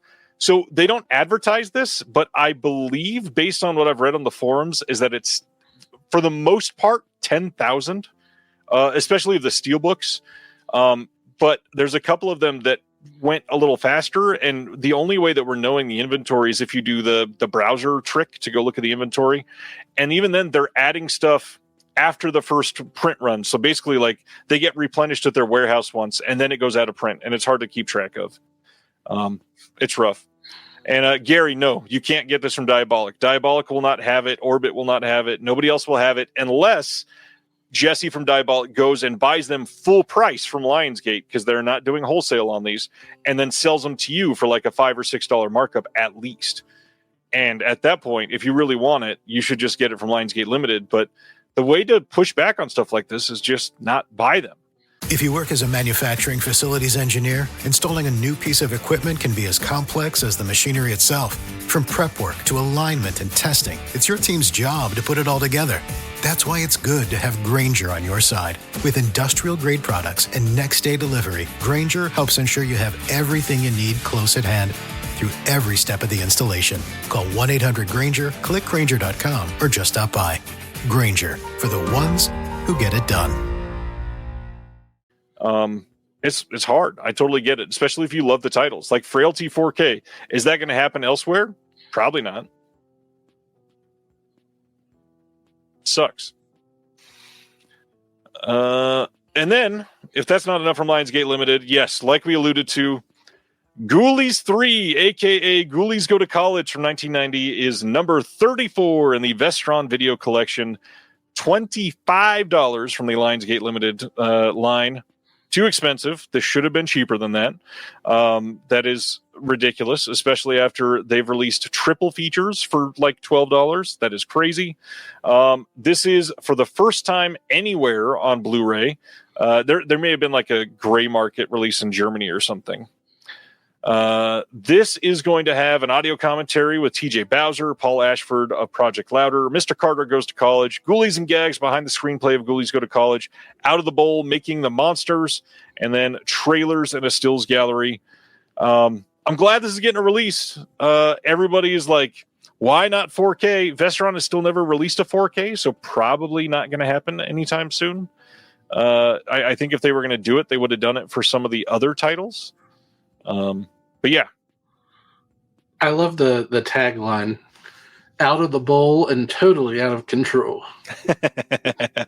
Ghoulies, yeah. Craig is saying, I feel like I should point out the expectation of free instant shipping is a very new thing and only exists because of Amazon. I wasn't even talking about the shipping, honestly. Although I guess I should point out the shittiest thing about Lionsgate Limited is that it's only available to the U.S. They don't ship anywhere else in the world. So if somebody loves Ghoulies 3 and wants it on Blu-ray for the first time, Now, if you don't live in the U.S., you're just screwed. You can't get it. Sucks. That was not the final title. Oh, did you want to say more about Ghoulies? Go ahead. Oh, no. Okay. I was looking at the chat and somebody mentioned there's a Ghoulies 4, and I'm not sure I even knew there was a 4. There is a fourth one, and it still doesn't have a Blu-ray anywhere. The last title, also coming on July 15th, this is a 4K of The Surfer. This is the Nicolas Cage film that just came out. I think this got a wide release in 2025, but played like some select premieres in 2024. This is going to have Dolby Vision, got an audio commentary with the director, and then a making of and a trailer. I've heard this is great. Did you get a chance to see this one? Yeah, I saw it. What'd you think? I was not a fan of it. I know that a lot of people really liked it. It's very typically it's very surreal. I would say I typically like that in a movie. But yeah, I don't want to give too much away. But basically, like, the setup is that, yeah, I don't know if you know what the premise is, but Nicolas Cage is like a businessman who he used to live on the beach as a child, and he has really great memories of it, and he wants to buy a beach house on the beach where he grew up, and he has like a teenage son, so he sort of wants to connect with him, and he like runs into these surfer, it's like a surfer gang who don't want him anywhere near their turf, and he like gets stranded in like the parking lot of this beach area, and basically the whole movie is more or less set in this parking lot. And I just kept wondering, like, when is he give up this dream, like leave, go home? And he just will not leave this place. So it's almost, and then you have to start wondering, like, is he in hell? Is it like a metaphor for that? Like, because it goes so far out of reality that it just has you questioning exactly what's going on. I found it really interesting, but also frustrating. But I will say, Nicolas Cage, yeah, he gives another great unhinged performance. So Jason from the Force 5 podcast is here. He says it's wild. The memeability of this film is insane. I've heard it's surreal. I really dying to see it. Then he says, wasn't exactly my cup of tea as a whole, but Cage is awesome. Isn't he always? So yeah, this looks like a great release. If you're into it, I believe this is the only 4K release of this film that's been announced worldwide, and the UK release has already been announced. So probably not getting another 4K. And supposedly, I'm sure you could attest to it, supposedly the colors in this are amazing. Oh yeah, and the majority of it is set in the daytime, really like sort of like a sun bleached look to it. Yeah, it'll really pop. Nice. Nice. Hey, we just talked about this before we went into the announcements, but the newest issue of the Physical Media Advocate is out, and put a lot of work into this one. I'm super proud of this cover. Planet Mondo killed it with this, and it goes with our featured article this month, which is on the physics of cinema, which I think is just really, really fun. Great stuff. We got a piece on the Devils, the Dark, Peter Lorre, Dangerous Animals, a bunch of other stuff, another edition of bad movie posters, some puzzle work, and yeah, fun issue. And I'm very, very excited for people to see what comes out in July. Going to be a good one. Friendship. What did you think of Friendship there, Dustin? It's grown on me since I've seen it. Like when it first ended, I didn't know quite what to think of it, because it sort of really doesn't offer up many easy answers at the end, and sort of makes you, even though it's a comedy, it sort of makes you feel bad. Oh yeah, and it makes you feel sad for the character. But at the same time, like since I've seen it, I just keep coming back to so many different scenes and lines in it, and just the insanity of it, and also it's so cringe. Like, but I love cringe humor. Oh, same. I have you watched Tim Robinson stuff outside of this? No, I was unfamiliar with him. Wow, you should probably watch at least a few episodes of I Think You Should Leave on Netflix. He is so good, so good. And I will say, in addition to him, and Paul Rudd, I thought Kate Mara was really good in it. Yes, quite good. Yeah, the whole thing with I won't give it away, but the whole thing with the tunnel is just insane. Where's your mom? In the sewers. So yeah, Friendship coming on Blu-ray from A24 in August. I love this movie. I thought it was great. I've also really loved Tim Robinson for a while. Anybody that hasn't seen Detroiters should watch that as well. It's really good. Very similar style. I think you would appreciate it a lot. Yeah, this movie was just so good. This will have a director commentary on it. The DP is also on the commentary. Conor O'Malley's on it. It's got some deleted scenes. There's an extended Q&A from Men Talking in the Dark. Conor O'Malley extended garage scene. I believe they said it was 14 minutes long on the disc, which is wild. And then they've got 6 collectible postcards. That being said, I don't love what A24 is doing with their releases lately. I feel like they could give so much more to these films. I'm glad that they're sort of doing it themselves and got their own unique style and all that.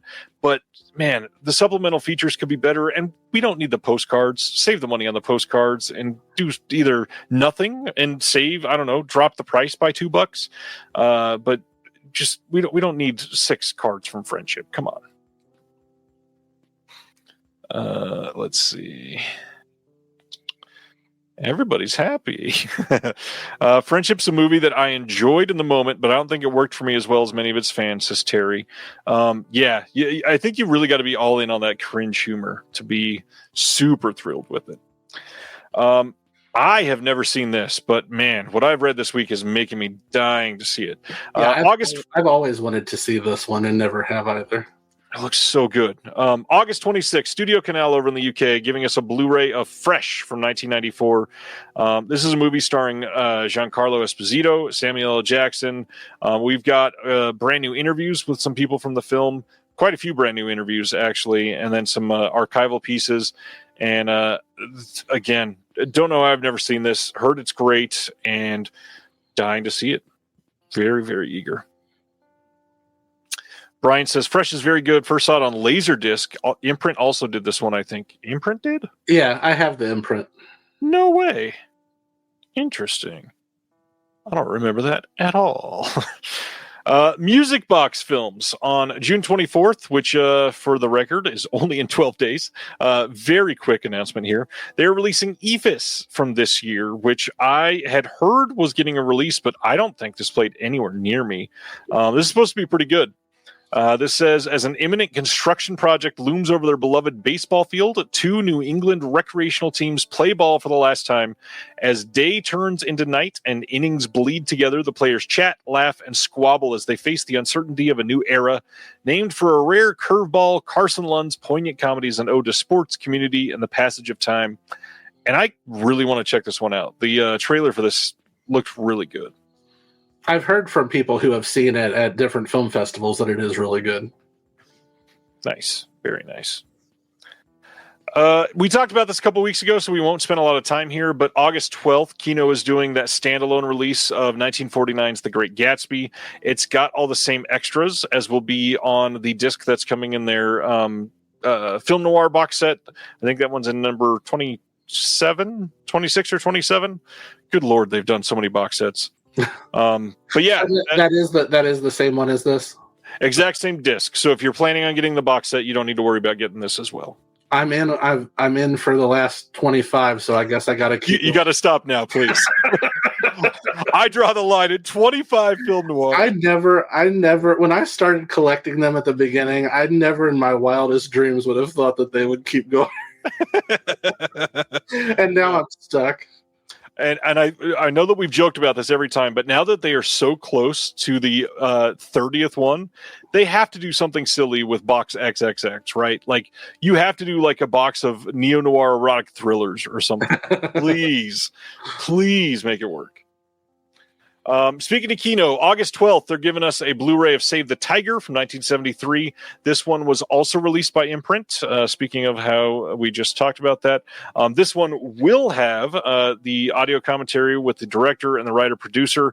We'll also have a new audio commentary with Dwayne Epstein. Nothing else on this but those two audio commentaries, but this one should be available pretty cheap.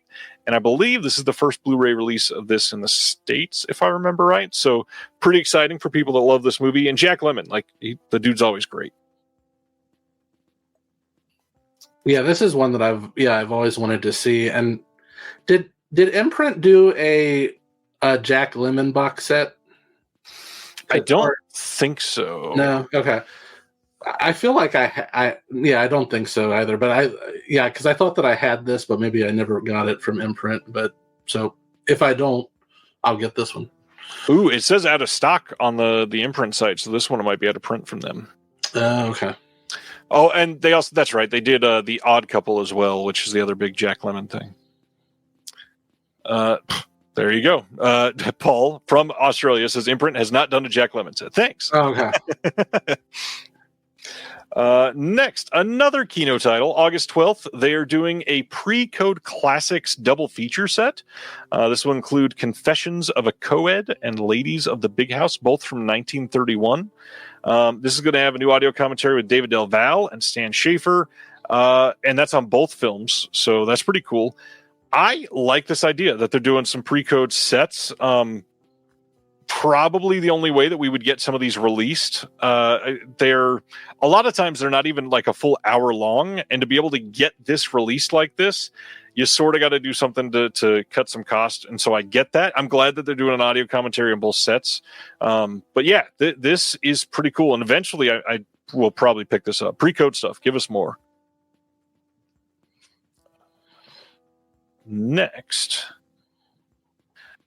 Shameless over in the UK is putting out What Have They Done to Your Daughters from 1974. This is coming on July 7th.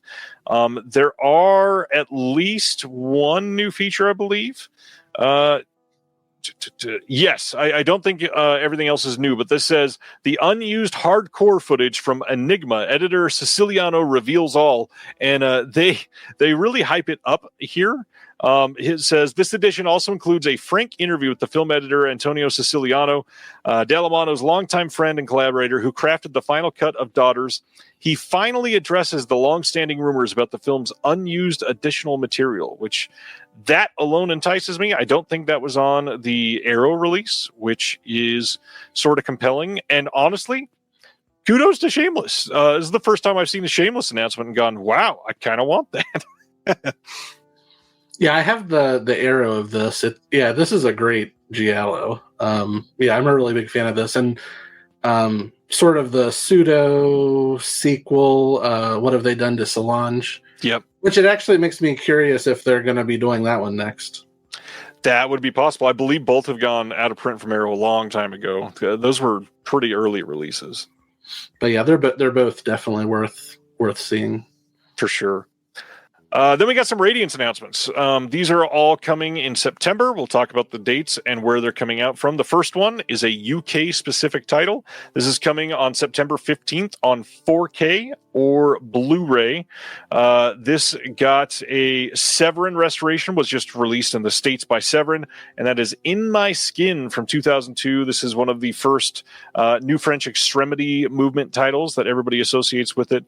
However, this has all kinds of new bonus features. We got a lot of new interviews, 2 short student films that are not on. I think the shorts are on the student or on the Severin release, but a lot of the interviews are not. This has newly improved English subs. There is, of course, a limited booklet with new writing in there. Radiance just putting out beautiful looking sets, and I know for a lot of people that may have just recently got the Severin, this has got to be frustrating because this is probably quite appealing. I got the Severin. I haven't watched it yet, but maybe I'll do that soon, and if I love it, maybe I'll consider getting this one as well, but we'll see.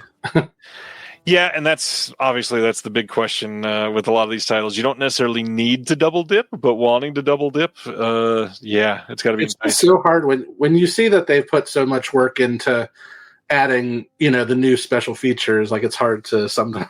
Well, and like Corinne said, the artwork alone on Radiant stuff is like, damn, you could frame every single cover that they've done. This is gorgeous. Yeah. That being said, the Severin split case slipcover thing they did, pretty nice too. Next up, this is UK only, so not US, from Radiant. September 15th, World Noir Volume 4 box set. This is going to include in it, we've got Henry de...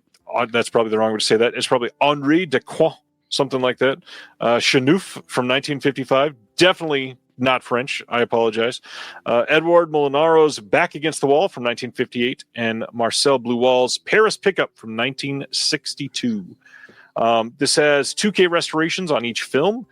We've got new artwork, newly improved English subs, limited 80-page perfect bound book with a bunch of writing in it. Commentaries on these are archival. We got an archival interview on the first title as well. New visual essay, new commentaries, one from Daniel Kramer, one from Tim Lucas.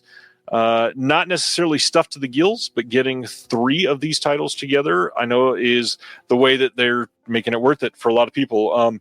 Again, the box looks gorgeous. So if you like art and that is something that you make choices with, you gotta kind of adore. Radiance because it's all great. Have you been? I think you've gotten quite a bit from Radiance, right? Yeah, I've gotten, but I didn't start collecting these World Noir sets. I'm too busy collecting the Kino Noir sets, even though these are probably better.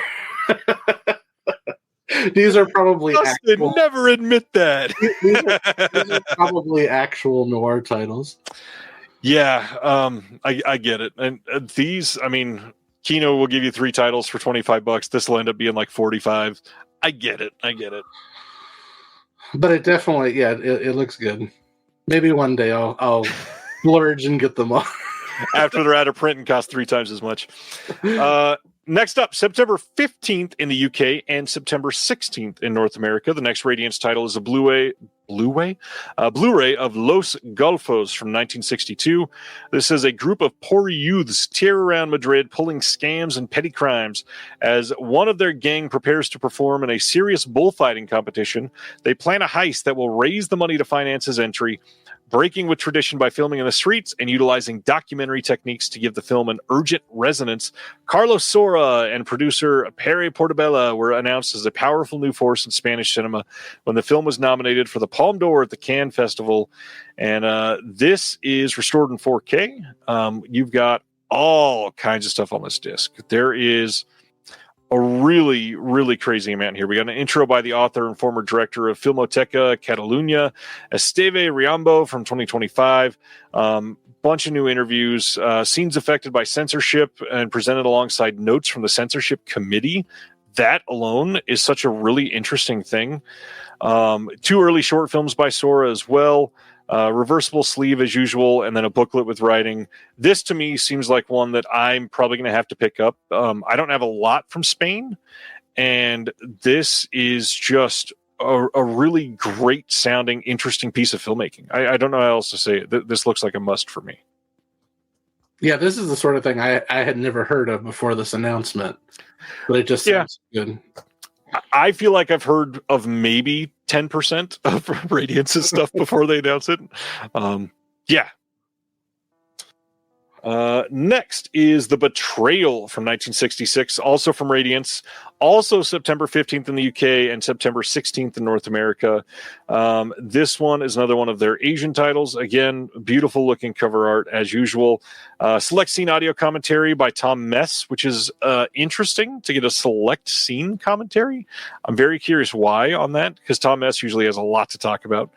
We got a visual essay by Philip Kemp on this. We got a visual essay by Tom Mess on the director, Tokuzo Tanaka, and then a booklet with new writing by Elaine Silver, limited to 3,000 copies over in the UK.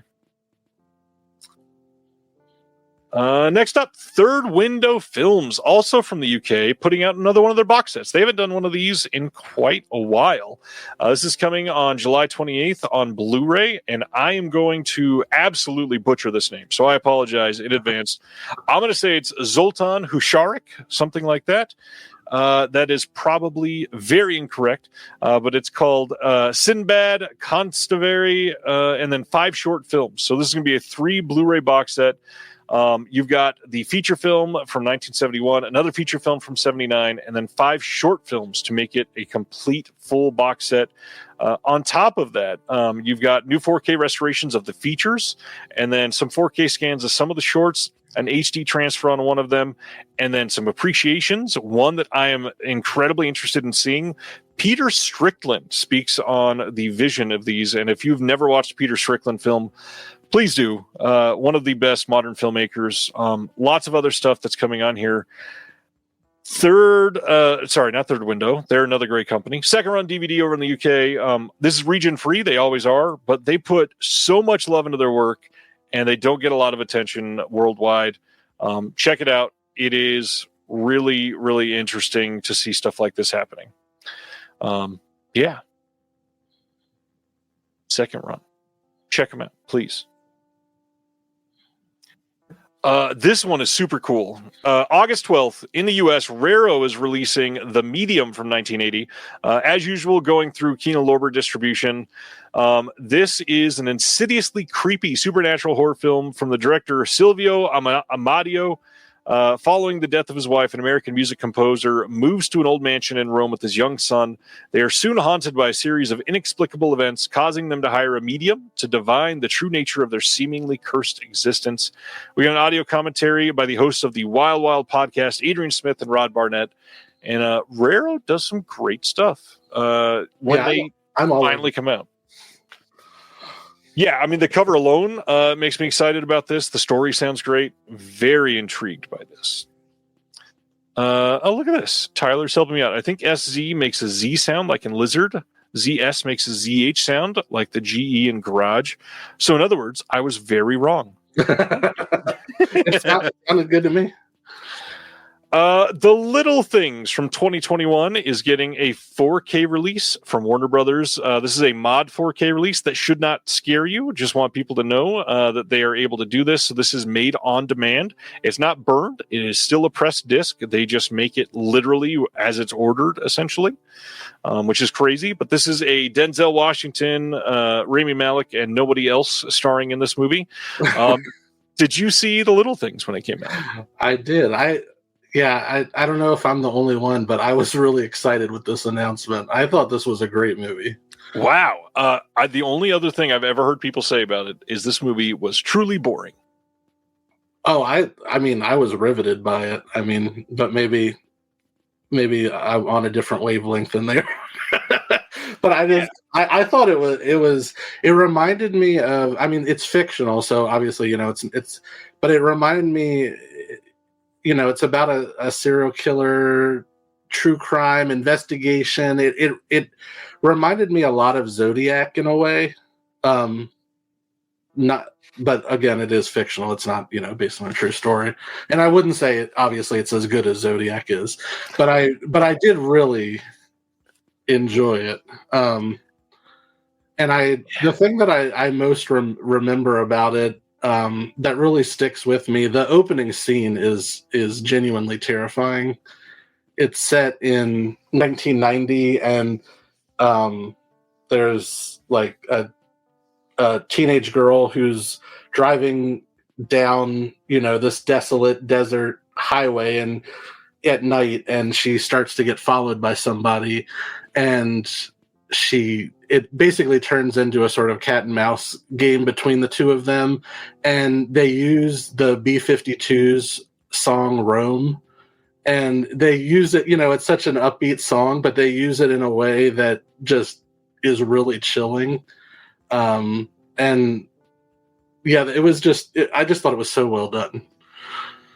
So that's what really sticks with me. I mean, I will want to see anything with Denzel Washington, just period. He's, literally one of the best actors of all time. For some reason, when this came out, I had not even heard of it. So I'm curious to see this. Yeah. It was definitely one of those that sort of got lost in the shuffle during COVID because it came out in 2021, I believe. Nice.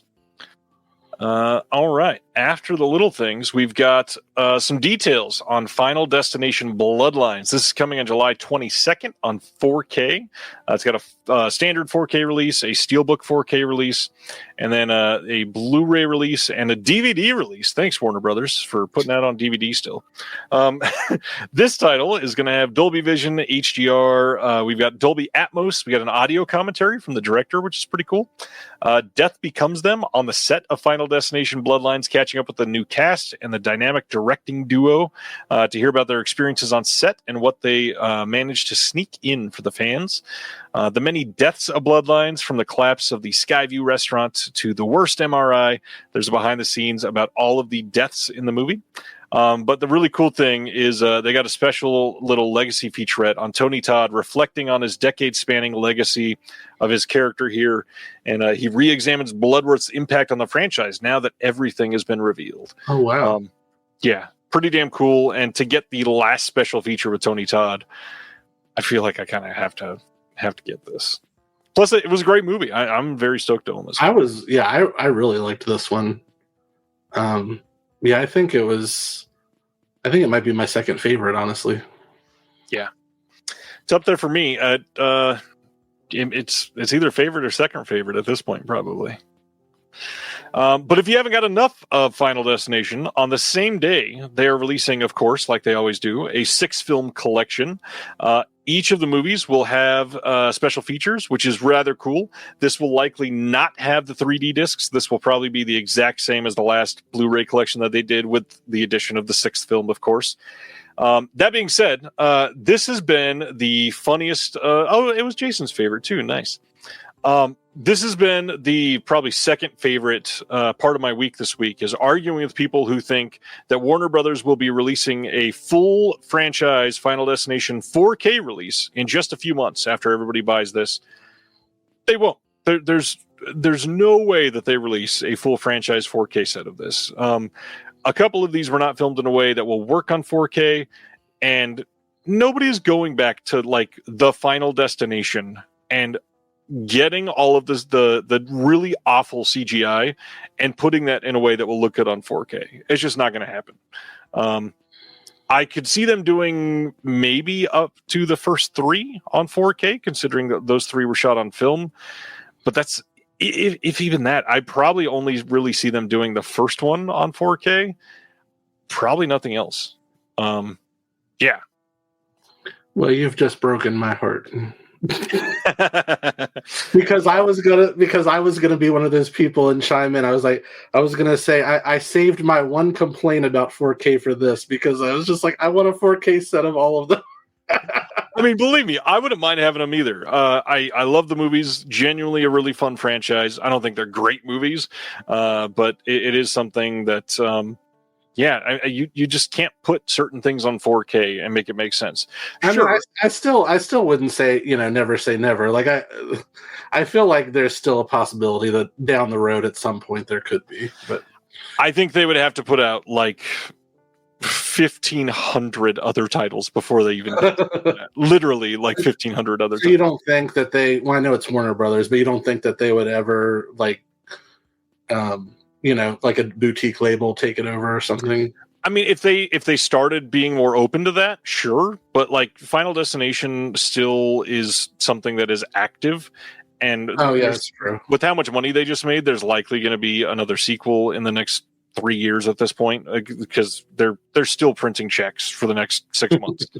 I would have loved somebody like this would have made a really great Scream Factory, probably Blu-ray box set, maybe like 4K of the first 3, then a Blu-ray of the 4 and 5.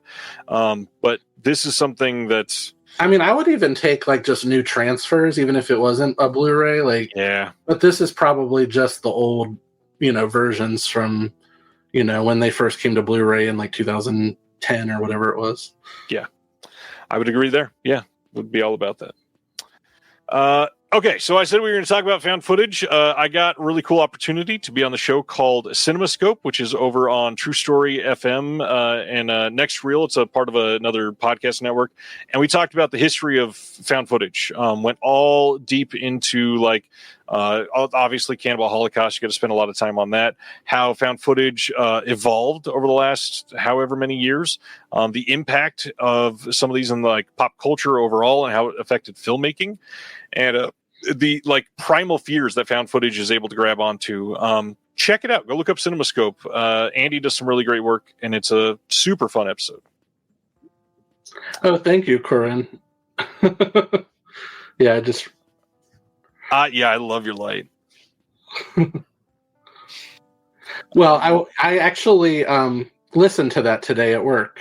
Oh, amazing. What'd you think? And I subscribed to it instantly after I listened to it because it was a great episode. Yeah. It was a fascinating conversation about found footage. I would definitely chime in and recommend that for anybody who's interested.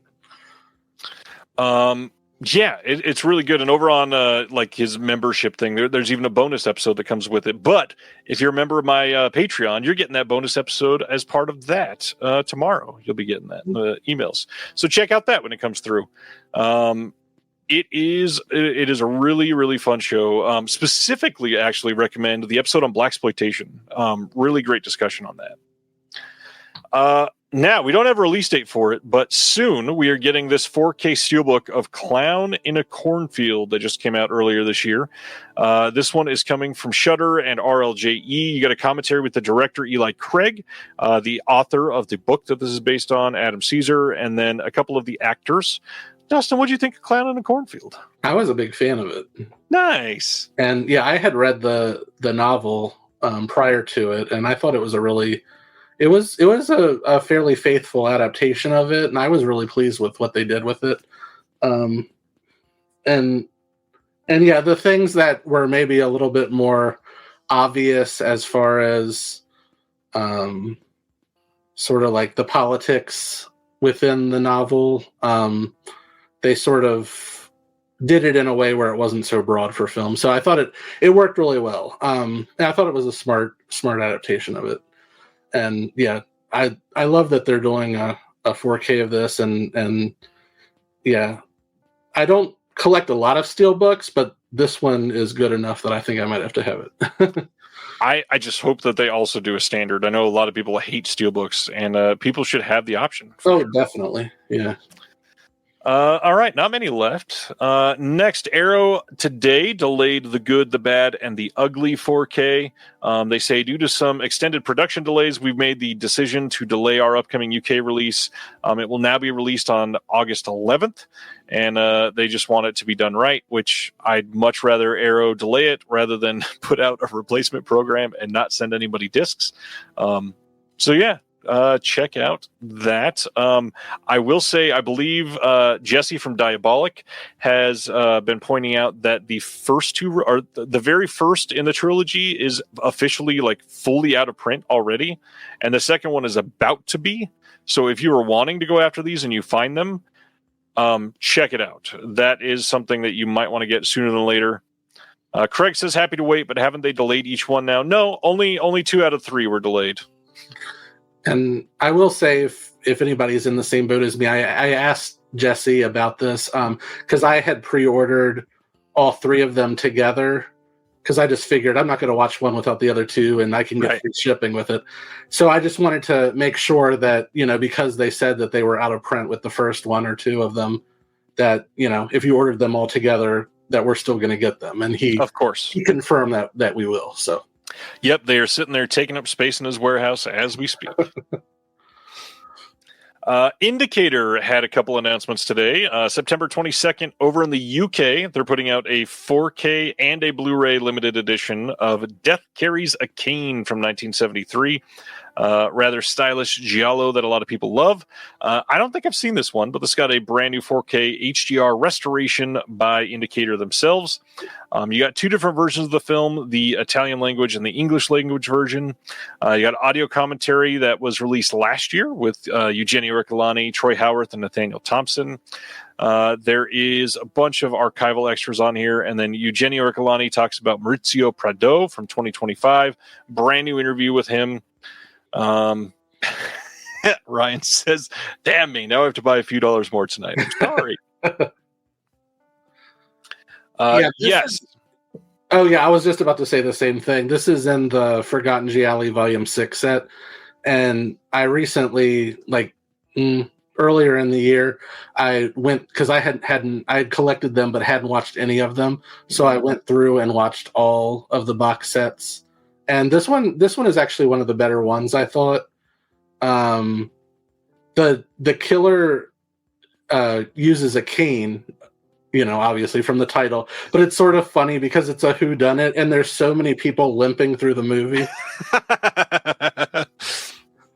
That's pretty great. Yeah, it'd be really funny if the killer didn't carry a cane. And that was the title. Yeah, I don't know. This is one of those, it just got a release recently. Were people desperate to get this on 4K in a standalone limited release? Maybe, I don't know. I really like the Powerhouse 4Ks or the Indicator, the 4Ks that they're doing. Agreed. And it's just I just can't do this one because I've got the other set. To be paired with it, they've got the 1974 film, The Perfume of the Lady in Black, also coming out on September 22nd, also in 4K and also on Blu-ray. This is the Mimsy Farmer starring 1974 film. Brand new 4K HDR restoration. They've got two versions, of course. They've got the Italian language and the English language version. Brand new commentary with Eugenio and Troy. New interview with the director. Some archival extras on here. And then Lovely John talking about the score of this one. There's a brand new locations featurette that I believe Eugenio did. That's probably really great. And this is one that is a little more interesting to me. I think I saw this one a handful of years ago, but don't remember a lot about it. Yeah, this one I am picking up. Lovely color too. Not color, cover. That's the word. Really like the way they made that look for sure. Then some Kino stuff. This is what got a lot of people excited near the end of the day. This first one is Huckleberry Finn from 1931, coming on Blu-ray on August 19th. I got a new audio commentary with Julie Kurgo and Peter Henkoff. Know nothing about this. Probably not my style of film, really. But man, some of these other ones go pretty hard.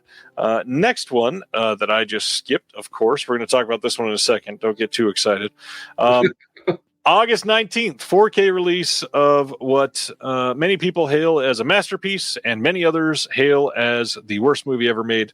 1980s Xanadu, starring Olivia Newton-John and Gene Kelly.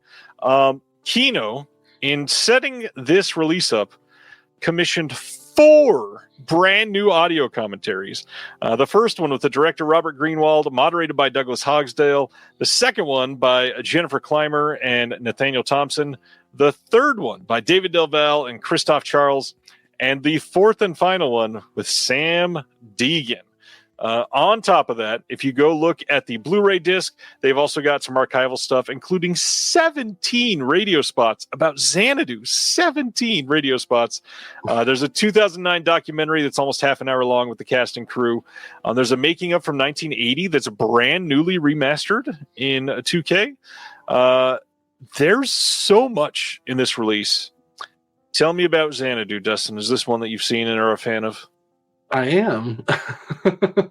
I mean, it's very, very cheesy. Yes. But very, very fun. And I'm totally going to get this. I mean, those 4 commentaries alone would ensure that I am going to get this. Yeah. I'm curious what the 4K transfer will look like, because it's one of those movies from the 70s that has a very sort of hazy, gauzy look to it in a way. sort of like Carrie. But Carrie looked beautiful in 4K, so hopefully this will too. Man, this is crazy that we're getting Xanadu not only in 4K, but 4 new commentaries. That's a big deal.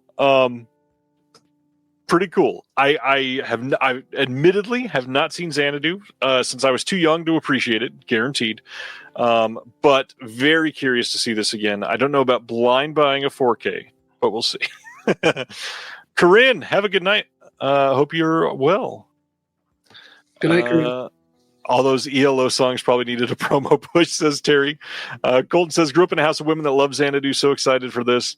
This has made a lot of people happy. I agree, Ronnie. I mean, the soundtrack is the reason to get it. It's just so many good songs. Yeah, this is a big deal. Big deal. Then the next one that made a lot of people excited.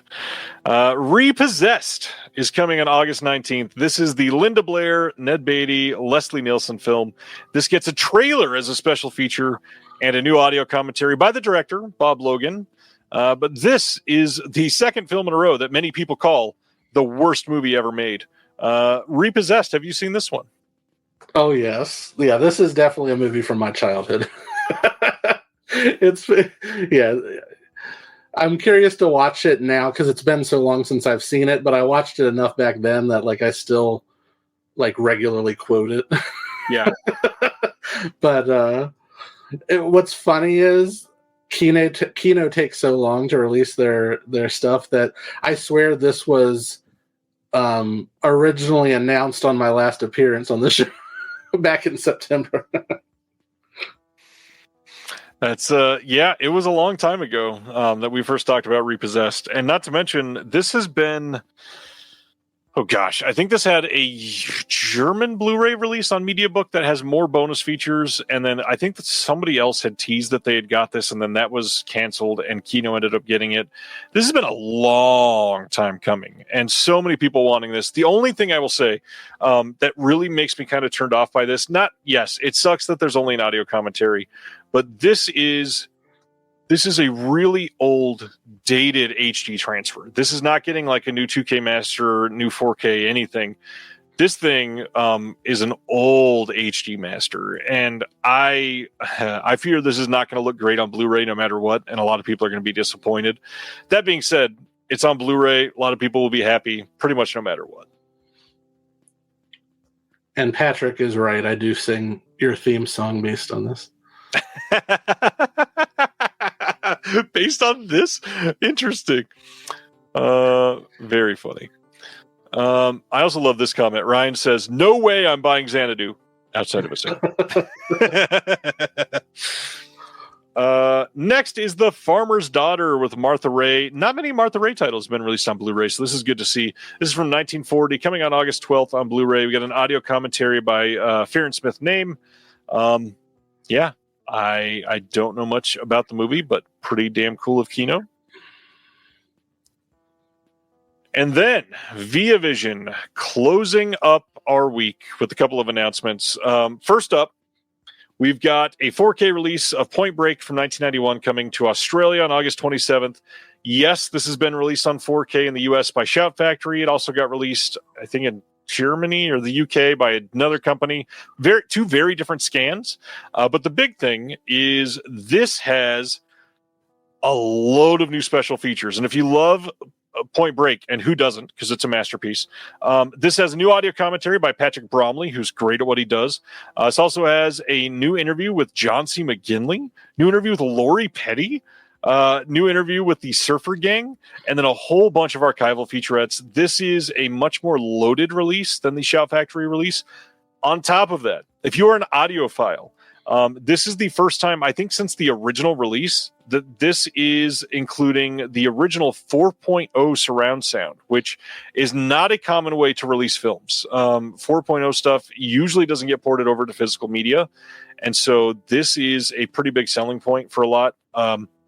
Point Break is genuinely a masterpiece. How do you feel about this? Oh, it's so fun. I mean, it's a quintessential 90s movie. It's just, And I mean, yeah, you've got Catherine Bigelow, you've got Keanu Reeves, Patrick Swayze, you've got bank robberies and prime Gary Busey. And yeah, I mean, what's not to like about it? Yeah, I agree. And then finally, 4K release on the same day, August 27th, of Rain Man from 1988. I failed to mention on the last one that it will be in a 4K lenticular hardbox release like they do over at ViaVision. Same with this one. This one has 3 audio commentaries on the disc. None of them are new. I believe they were all on the other releases, like the 4K release that came out in the States. You got some archival featurettes on the Blu-ray, but I got a booklet with this and everything. Good movie, not the best movie. Odd for representation, but yeah, a little bit outdated, but in some of its portrayals of autism. Yeah. On that note, that is the last of the week. So let's discuss what's coming out next week. In case you forgot, first we got the Looney Tunes Collector's Vault Volume 1 from Warner Archive, Sabrina 4K from Kino Lorber, the 2 Jurassic Park trilogy 4K steelbooks coming out. Deep Star 6 4K from Kino, Midnight from Criterion, the All of Me Vestron release that is stuck at the Lionsgate Limited site. I believe that is already shipping to some people. The new 50th anniversary Jaws steelbook with that documentary attached is coming out. Murder, She Wrote, the complete series on Blu-ray, finally. All 62 discs of it is coming out next week. Way of the Gun 4K, also a Lionsgate Limited title. Different Man from A24. I, Madman, and Law and Order from Kino Lorber. Thelonious Monk, Straight No Chaser from Criterion. Sands of the Kalahari, one of the best cover arts ever. It's coming from Kino. The Rad release from Mill Creek, that will also have that brand new documentary attached to it. The Assessment from last year, which I've not seen, but I've heard pretty good things about. One of my most anticipated from next week, The Annihilation of Fish. We'll definitely be getting that from Milestone eventually. A couple from Eureka, Hong Kong 1941, and then Exact Revenge with the Eunuch and the Deadly Knives. Promise or Anything and Rock Pretty Baby from Kino. Gary Cooper 4 Film Collection from Warner Archive. And that is it for next week. How many of these you already got or got on the way there, Dustin? Well, I'm definitely getting Sabrina the 4K. That's going to look beautiful. And even though I just got done saying I don't collect steelbooks, like both of those Jurassic Park steelbooks look so good to me that against my better judgment, because I already have them on, I really don't need it, but I just don't know how to pass them up. And All of Me has already shipped for me, so that's one that I've always wanted to see, and I've never seen it, so I'm looking forward to it. Yeah, there's not been many chances to see it, so it's nice to see it getting some love. And A Different Man is excellent. So loved that movie. Yeah. Gary is asking, Murder, She Wrote has 62 discs. Yes, 62 Blu-ray discs in Murder, She Wrote, and genuinely can't wait to have it. I will watch every single moment. I rarely buy, standard def DVDs of anything these days. And last year I bought the Murder, She Wrote complete series on DVD because I was like, that's never going to get a Blu-ray release. Yeah, to be fair, most people have said Murder, She Wrote will never, ever get a Blu-ray release. And here we are, 62 discs later. And now I'm kicking myself because, oh no. And honestly, like I get upset with pricing a lot on a lot of things. Murder, She Wrote retail, I think, was $150, and some places like Orbit had it for like $130 for 62 discs. That's not that bad. Oh yeah, that's good. That's a good price. So that's it for next week. Stoked on that. Jaden's pointing out we're getting a Larry Cohen set announced by Shout Factory tomorrow. Very curious to see what's going to be on that. We got Imprint stuff getting announced tonight. Criterion stuff coming up in just a couple days. It's going to be a busy week. It usually is, but it seems pretty damn exciting for sure. A lot happening. That is the biggest thing I'll say is there is so much happening in physical media. It's hard to keep up with. Glad everybody's here to hang out and discuss it every week, though. Dustin, let's discuss some sequels. How do you feel about sequels overall? Well, Yeah. So when I was trying to come up with a topic for us this week, specifically I was thinking underappreciated sequels. And what I found as I was going through it was I feel like I'm a champion of sequels because I feel like there's a lot that people don't appreciate about them, and those are often the ones that I like the most. Because as I was going through it, I was like, well, I like that. I like that. And I feel like they're more. Yeah, I feel like they tend to be more divisive because, most of the time, if a movie is getting a sequel, it's because the first one was obviously successful and people liked it generally. And then when you get into the sequel, I think, like I said, they tend to split opinions more. And then, there's certain ones that, people either hate or as time passes, I feel like the tide sort of turns on the opinion of them. And then I think there's some tonight that we'll be talking about that I feel like are maybe thought of a little bit more positively today than they used to be. But then there's others that I feel like will be thought of more positively, a few decades from now. I don't know. I'm very mixed on these. I think that sequels obviously work with cult titles specifically really well. A lot of drama stuff generally is kind of odd to get a sequel, but sometimes when they do, they can be masterpieces, and that's a different thing. Like, I don't know about you. I hope I'm not spoiling something that you're going to talk about, because the whole thing is very much highly lauded. But like the Before trilogy, it's one that a lot of people probably would not have expected to get what it got, specifically the overtime sort of release style. But all of the films are masterpieces in their own right and done very well, but you don't see that a lot. Like horror franchise, sure, that's something that we can expect to see, but I love seeing stuff like the Before trilogy that just comes out of nowhere and surprises you. I'm really excited to talk about this tonight, and specifically underappreciated things. This is one of those things where first off, there will likely be some controversy at some point, because both of us, I guarantee, have a title that most people think is bad, just specifically bad, that we both really love. But in all reality, so much of this is just, I really like championing things that don't get enough attention. And I don't mind. You heard me earlier tonight. I don't mind saying something is bad, but it's so much more fun to talk about something that you're passionate about. And all of my five specifically that we're going to discuss, I feel like I talk about for hours because I love them so goddamn much. So I'm very excited for this. Very curious to see what you're picking, because Dustin is huge into horror. For everybody that doesn't know, we obviously talked about how he wrote the book, The Fright File. But the fact that we're just doing all genres, you could have picked anything under the sun. And I'm so curious. So let's do it. What is the first one that you're going to bring up tonight? Yeah, I will say, I'll say that. So I've got five that we're mainly going to talk about, and then, some honorable mentions. But out of the five, three are definitely horror. And then the one is like adjacent, but I really wouldn't consider it horror. And then the other one's definitely not. That is kind of exactly my share too. I've got three that are basically horror, one that is sort of at least very cult, and then one that is clearly not horror.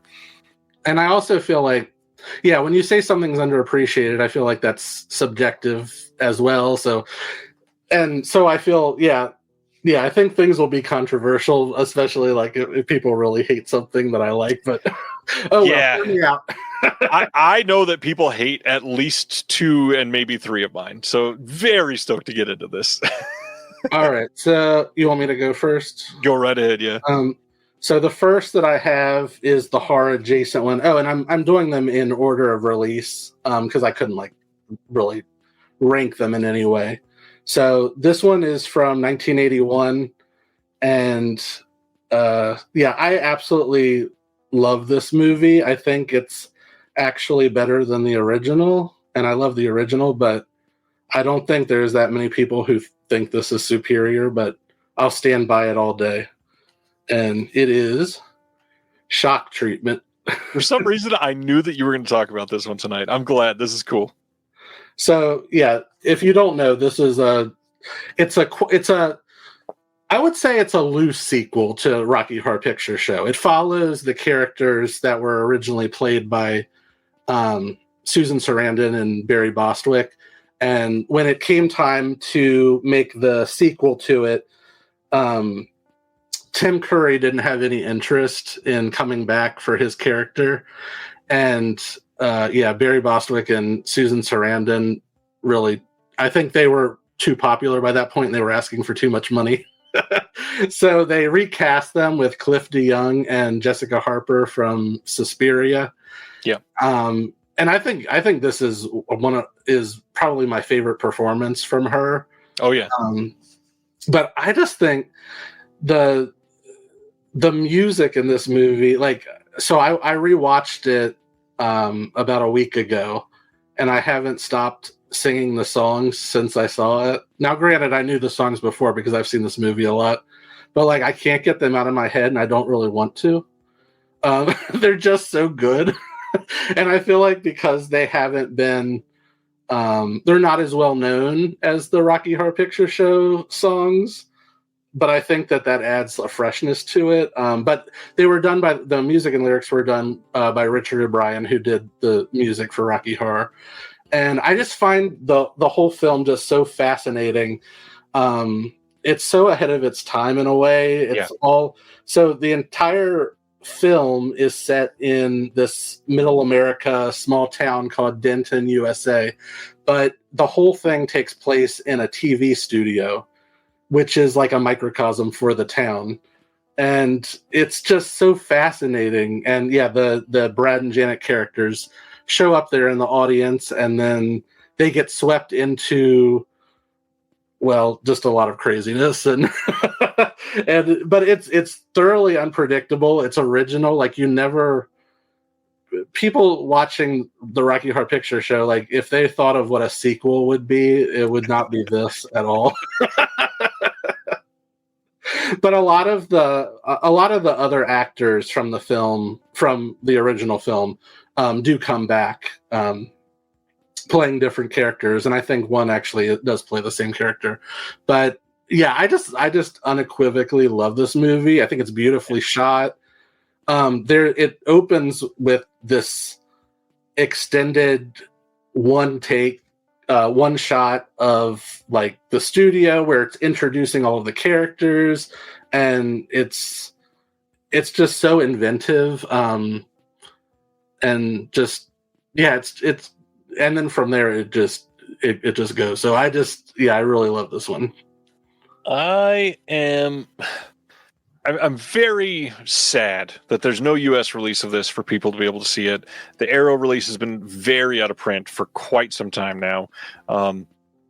This is a really great choice. And I will say, this was getting this down from my shelf again. It just broke my heart all over again, because this was awful. The packaging of this is terrible. It's so bad. It's so flimsy. And and this actually, it was like this when it came, but there's a crease down the side. And oh, jeez. It's just, it needs a better release, even though I'm happy that we have this at least. Yeah. And I didn't realize that it was out of print. But yeah, I mean, you would have thought that they would have at least done a reissue with better packaging. Yeah. Funny enough, my first one has a little something in common. It's a bit of a musical, kind of. This is one that is probably going to make a lot of people laugh, and actually sort of got a reference early in the show, which a few of the things that we're going to be discussing tonight sort of did, that I'm stoked to talk on. This one is a film that came out all the way back in 1991. This is a sequel that was put out associated with Spielberg as part of Amblimation. This is, of course, An American Tale, Fievel Goes West. Now, I know that seems silly, but good Lord, is this movie amazing. We talked about Don Bluth earlier. Don Bluth was a master animator that did something incredibly special for years and years. And he's not even associated with the second film at all. And yet, as much as An American Tale is great, which it basically tells the story of what we find out is essentially like a Jewish immigrant family coming to the U.S., told with mice for some reason. And it's a beautiful, poignant, harrowing tale that is animated beautifully. It's a just masterwork from Don Bluth. The second movie just takes it and dials up the charm and still gives some of that like craziness. The poignancy is still there. The ability to like dive into these characters. You still get the entire Mousekewitz family. Fievel's incredible. I truly love everything about this movie. The music is great. The animation is like genuinely very cute in every single thing that they do. I mean the characters in this movie, the cats that you see, the hound dog, the everything is just, I don't know. It's something that is so specifically this very Don Bluth style, and it's just beautiful. I know a lot of people really liked the first one, but for some reason it wasn't as popular because it wasn't Don Bluth. But Fievel Goes West, or An American Tale, Fievel Goes West. This movie is great, and everybody should watch it. Just devastating storylines in both movies. Love this movie. Yeah, Fievel Goes West, 1991. I gotta watch this. Okay, so I have never seen it, and I love the original American Tale. Like, the original, that was one of my favorite films growing up as a kid. Like, I just loved it so much. And when the sequel came out, I feel like I rented it, and I started watching it, and because I was so used to the first one, I was like, this isn't that. I think it threw me off because it's more of like a Western. Right. Yeah, very much so. So like, and so I think it threw me off, and then like I just turned it off. Of course, I was like 10. I was probably I was a dumb kid. So I feel like I would really appreciate it now.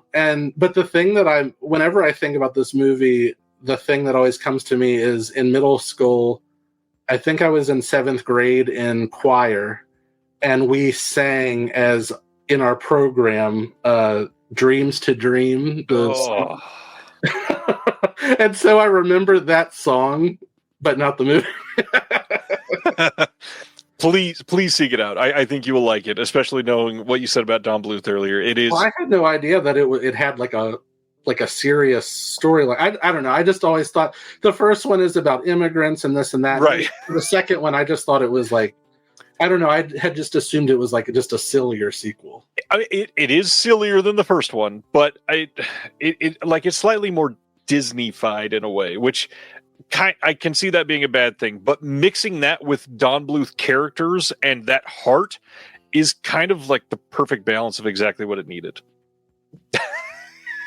Ryan Callan was not expecting some hardcore Fievel talk tonight. And is it a musical like the original?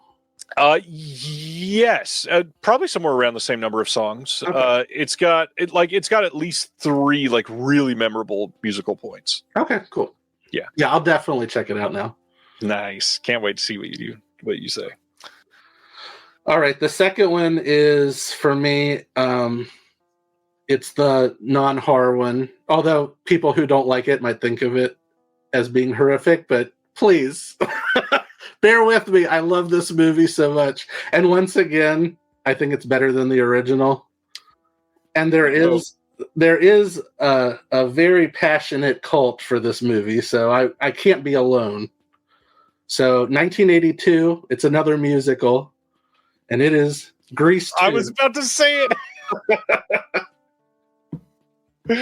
Oh man, Grease 2. Wow. Have you seen Grease 2? I grew up in a Grease worshiping home. My sister was addicted to Grease for like 2 years. I think during that time I watched it once or twice.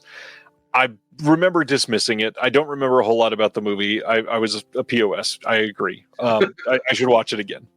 Yeah, definitely. I've always, again, I think because the music from the original is so saturated in the public consciousness, Yep. and the songs from the second one aren't, but I think they're just as memorable. Now you have to watch the movie, and you're not gonna know too many of them just like from living your life. Right. But like when you watch it, like they'll be stuck in your head. They're great earworms. I feel like so we've got, and also. So it's set 2 years after the original, and it's the basic gist of it is that Sandy, her cousin, comes from Australia and goes to the school that she had graduated from. And I feel, and he's played by Maxwell Caulfield, who I just feel like he has so much charisma. I'm kind of surprised that he didn't go on to do a whole lot of stuff. Like, I mean, he's had a okay career, but I thought that, oh, nice. Beautiful movie with Maxwell Caulfield. But yeah, I feel like he should have blown up. I just thought that, yeah, he's so good. And then Michelle Pfeiffer is in, I think this is her first role, if not her first, or it was her second role. I think Hollywood Nights might have been her first role. But she's fantastic in it. She has a song, Cool Rider, that's so good. There's another song that's set in a science class called Reproduction, and it's about exactly what you think it is. And it's just ridiculous and so fun.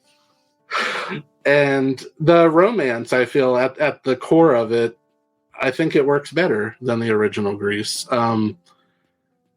Because in the original, Sandy, at the end of the movie, she changes everything about herself to get John Travolta's character. And Michelle Pfeiffer's character, Stephanie, is not going to change anything for anyone. So I think that it actually has a more positive message than Grease does. Which is the one thing that's always like really not sat well with me with Grease, is just the overall, you got to change yourself to get the guy. Yeah. This is a fun pick. But no, I love it. Grease 2. Check it out.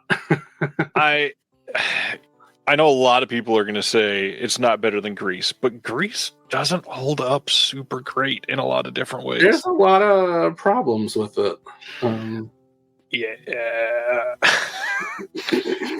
Still good. Still, a very specific canonical great film for a lot of people, not taking that away. But no, and I will say the director of it was Patricia Birch, and she was a really I think she was like a big, like, Tony nominated choreographer, and you can really tell, like, she does such a fantastic job with all of the dance sequences and the musical numbers and everything, and they're shot really well and edited well. So, yeah, I think she really helped it out. I hate them both equally. Thanks, Gary. Well, that's fair too.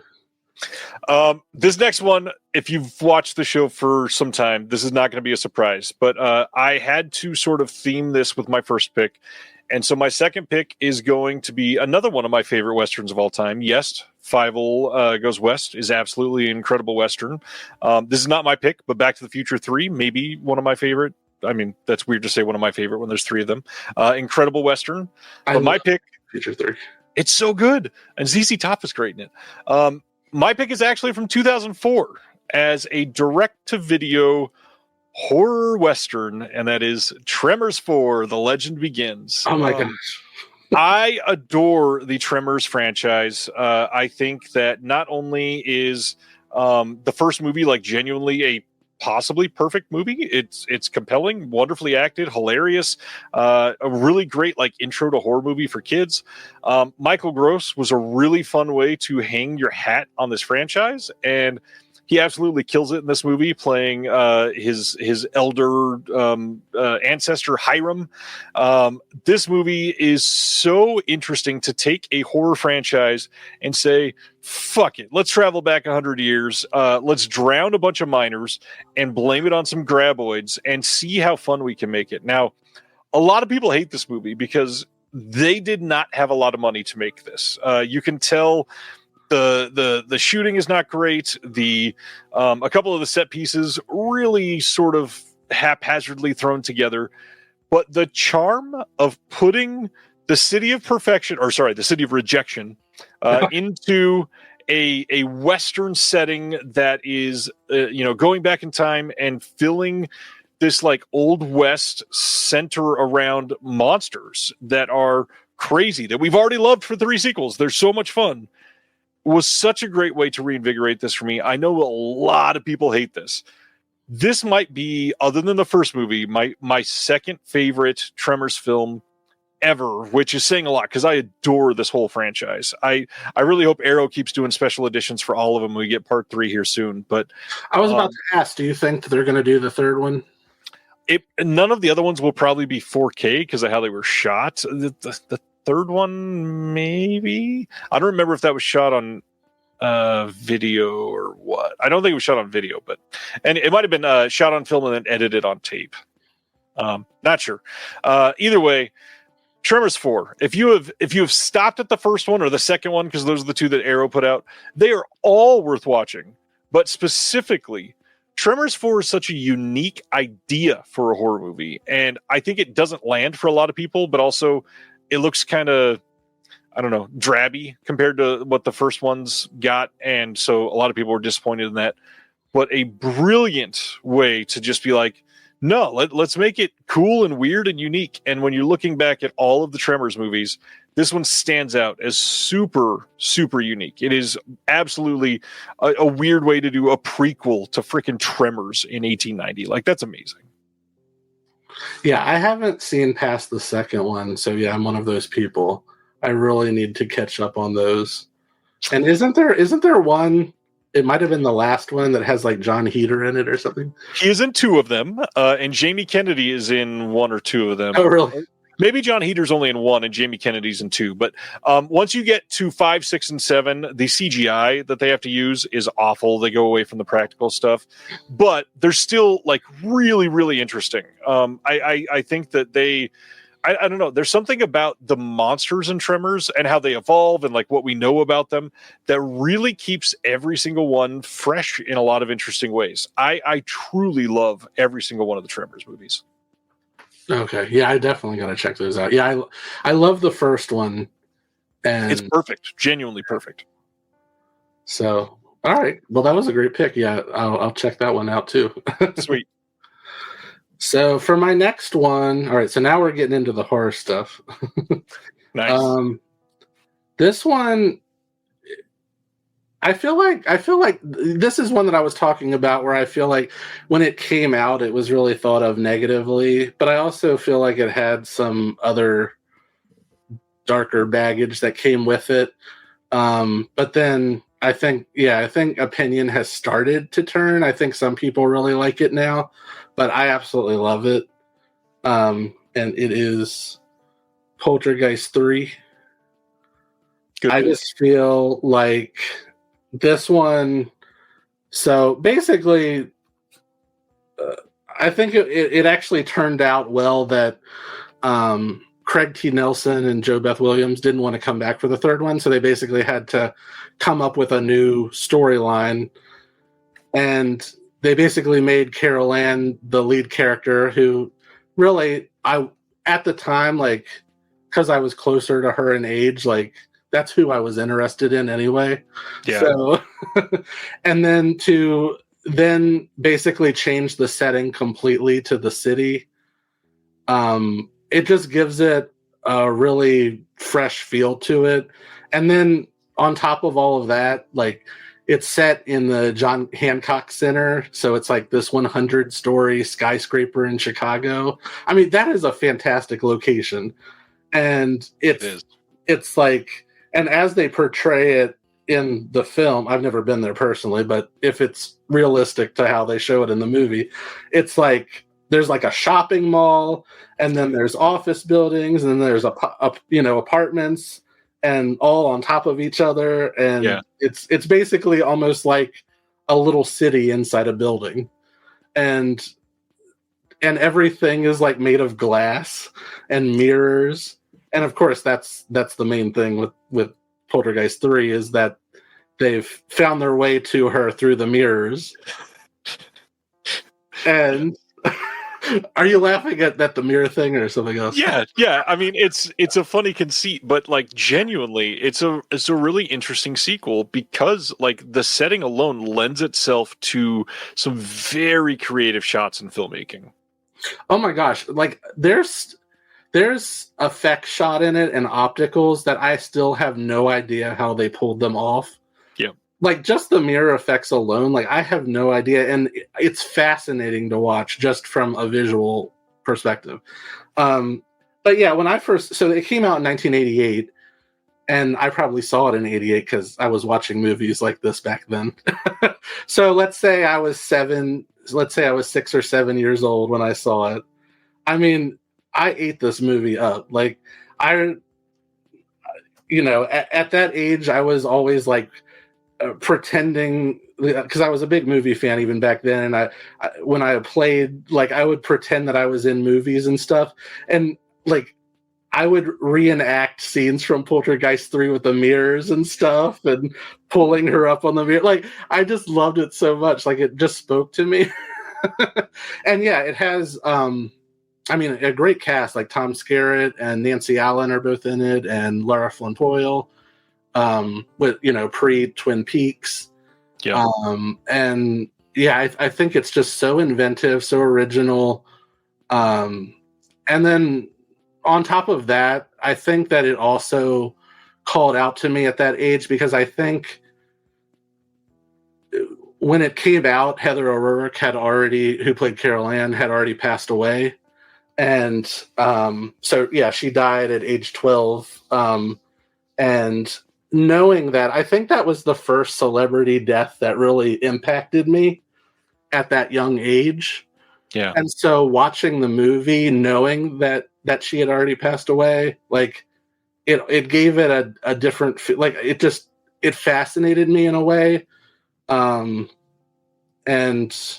so yeah, I was drawn to it for that too. And I know that like it had to have reshoots done after she had died. And so the very last shot of the movie, you only see like the back of her character, and because it was a body double, obviously. Yeah. And so yeah, it was just, yeah. So there was like different layers to it that drew me to this movie. But all in all, I just think that, I just think it's fantastic. I also want to shout out to the scene where Carol Ann is in the parking garage and she steps in the puddle and hands come up from the puddle and pull her down. Like well done. That was another scene that I just absolutely loved. Yeah, great stuff. This is a solid pick. Poltergeist to me kind of feels like Psycho, actually, as a franchise, where so many people have only ever seen the first one, and yet the whole thing is like a shockingly really good franchise. If you take each one at its own thing, it's just hard when you're living up to literally a classic of horror cinema. And with Psycho specifically, you have Perkins attached to pretty much everything, even directing one of them. And then with Poltergeist, you've got some of the actors carrying over from the first one, and then just this crazy change of scenery and weird like deviation for a lot of people, but it works. These are still good movies. It's hard to live up to a Tobe Hooper classic. Oh yeah. But I feel, and I feel like that actually makes a good point, because I think when people go see sequels, they say that they want something fresh, but then when a movie dares to do something different, I feel like they sort of turn away from it. Yep. I've got another movie coming up where a lot of people did not like it because of the big swings that it took with the plot. But that's why I liked it personally, because I admired it for that, and I thought it was more exciting for that. You hear that same argument in music a lot. Like a lot of people get attached to a band and be like, oh man, I want to hear them evolve on the next album. And they come out and they do something really weird. And they're like, oh, not like that. And people get pissed off and stop following a band because of that, which I totally get. But with stuff like this, appreciate it. It can be good. And again, if it's not good, that first movie's still there. You're going to be okay. I promise. And I mean, it basically did what Evil Dead Rise did, Yes. 20 or 30 years before. Absolutely, yes, for sure. Man, yeah, perfect analogy there. Okay, so my next one, I believe, yes, definitely by far. This is my newest film on here, and this is going to feel like a bit of a cheat because this is still a highly lauded film. I'm not taking it away from that, but still, I think this is underappreciated, and I'm going to make a case for that.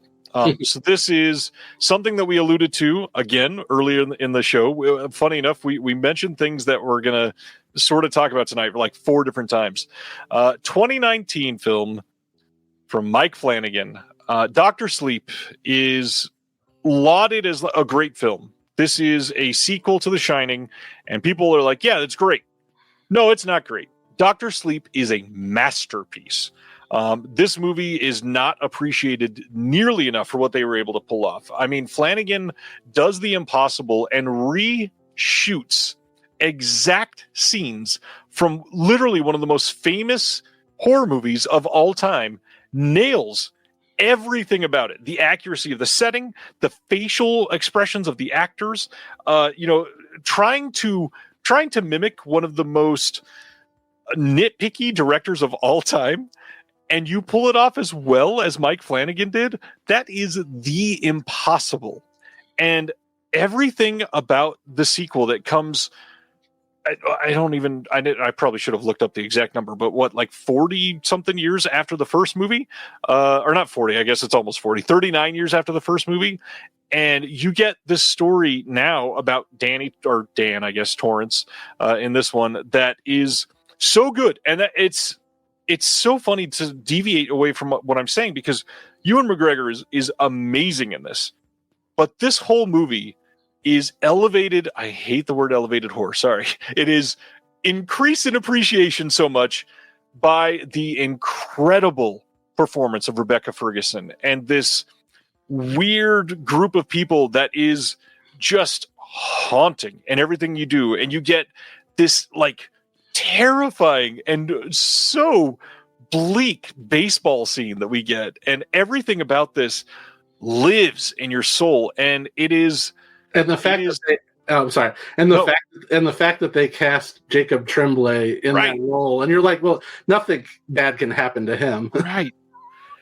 And they rip your heart out in that scene, and then everything just falls into place. And like you can see some of the beats coming that they're aiming for, and you're like, damn, like I really hope he can pull it off. And then he pulls it off and then some, and it's like, whoa, hold on. He just, like, one of the most highly lauded horror films of all time, and he just stepped up to the plate and killed it.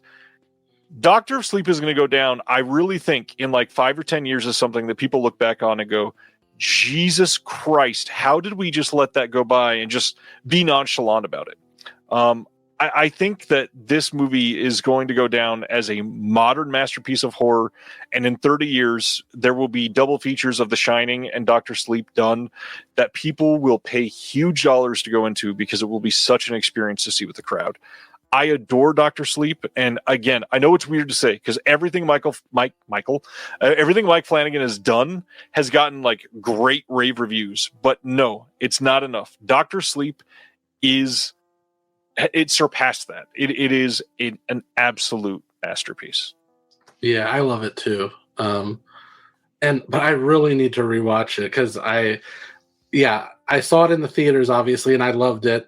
But I have not seen the director's cut. So I was about to bring this up before we went to the next one. The director's cut is longer, and it's not like a substantial couple scenes. We're talking a substantial like 21 minutes or something like that longer. Mike Flanagan, if you are a Mike Flanistan, I just made that up, I think. Mike Stanigan? I don't know. Whatever it is, if you love Mike Flanagan, a lot of what people love it for is his dialogue. If you watched Midnight Mass and you're like, fuck, I really hate these monologues, you're probably not going to love the director's cut. But the director's cut delivers this like extra exposition that isn't explainy, but just enhances it. It is a really beautiful, sort of like Midsummer did for me. This addition to the story that just made me appreciate what I like truly adored in the theatrical cut. And they just said, "Oh, you want more? Yeah, here's a half hour more that you can appreciate and love and make it just that much better." So you still really like the theatrical, but you just think that the director's cut is the superior version? Oh yeah, I think it's very, very good. But the director's cut is absolutely the way to go. Okay, cool. Yeah, I got to get around to. Yeah, I have it, so I've got to get around to. Because didn't they release the theatrical in 4K, but only the director's cut in Blu-ray or something like that? Yes. So that's so frustrating. Yeah, that is exactly the problem. The director's cut is only on Blu-ray anywhere in the world, I believe. And why? No reason. It was obviously finished. Like, yep, all filmed the same exact way. Mm-mm-mm. But yeah, you're right. Like, I mean, it came out, and I mean, I feel like it got good notices from people who saw it, but it came and went. Came with a whimper, really, yeah. But I do feel like I have already seen more people finding it, and appreciating it. So I think you're absolutely right. I feel like, in another decade or two, it will be considered widely a masterpiece. Again, I know it's weird to pick it on a night like this where I'm talking about Tremors 4 and then follow that up with Dr. Sleep, but truly, like, if you get 40 critics in a room, probably like 2 or 3 talked about it in high regard, and a lot of them just didn't bother to say much about it. This movie should be up there with like best horror movies of the last 25 years, easily. 100%. So my fourth is, okay, so this one, I feel like, this is another one where I feel like it came out and I think it was very mixed, let's say. And I thought it was almost as good as I won't say this is as good as the original, but it's almost. Like, I think that, and I've only grown to love it even more through the years. And it is Scream 3. Nice. I know a lot of people who don't like it because they say that, it's too broad, it gets too comedic, but I feel like that's I mean, there's parts, yes, but I feel like that's overlooking the overall story, which I think is arguably as dramatic as any of the films in the series, as far as Sydney goes and her backstory. And it has been 25 years. I don't know if I want to give away, but but let's just say it adds more to her backstory with her mother and everything. But I just, there's so much so much creativity that went into the third one, I felt, with transferring it to Hollywood and having it be set on the Stab 3 set, and the conceit that the actors in the film are dying in the order that they die in the script. I think that's so much fun. Yeah. And then on top of that, we've got arguably the best supporting character in the entire franchise, which is Parker Posey. Absolutely brilliant. Like, I thought she should have gotten an Oscar nomination for that role. Damn, that's praise. I think that she's actually talked about how she wants to come back, which I think would be hard pressed to do. Yeah. Realistically, but at the same time, I would welcome it, because I would just love to see what she's doing there. But on top of that, like, I also feel like with the Sydney's character, I think that it realistically, I think it's the only one where so far, I think the new one coming up next year is going to explore her life more, for the first time, really, because I mean, in the second one she was in college, but you didn't, and since then you haven't really gotten too much look into her everyday life. But with the third one, like, I think that it did a pretty good job of exploring, somebody who's gone through, something so traumatic, and where they are in their lives. And she sort of like closed herself off, sort of lives, out in the middle of nowhere. But she works as like a crisis hotline person, and I think it's realistic to just like the post-traumatic PTSD of it all, and when she comes to Hollywood, after everything starts up again, like there's a great set piece where she is on the set of the film, and she finds herself in her old bedroom, which is a set, not her real bedroom, but it's been made to look exactly like her bedroom. And also like the set where her mother was found murdered. And I just, there's just so many layers to it, like just with her being sort of inundated with all of these memories from her past that were so horrible. I just think that's a great set piece on top of it all. And also it is like, I think it's, I know that some people are a little bit divisive over this, but this dream sequence that she has with her mother coming back and being at the window, I think I almost remember you saying at one point that you didn't care for that. I actually think it's one of the creepiest moments in the whole franchise. So yeah, I love it from beginning to end. I think the comedy works, but I also think that it doesn't lose sight of its story or its characters or the drama that's involved in it. So great pick. I'm on record for saying, as far as horror franchises go, Scream, I think, is the highest quality throughout for the most part. I've soured on the newest ones a little bit over the last couple of years for sure. Like walking out of the theater, I'm all high. I'm like, ooh, brand new Scream. This is great. That's I go home and think about it. I'm like, wait, maybe not.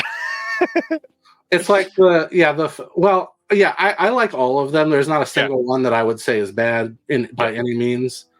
The fifth one, I was so high on it at first. When I went and revisited it, like I think some of its problems started to show.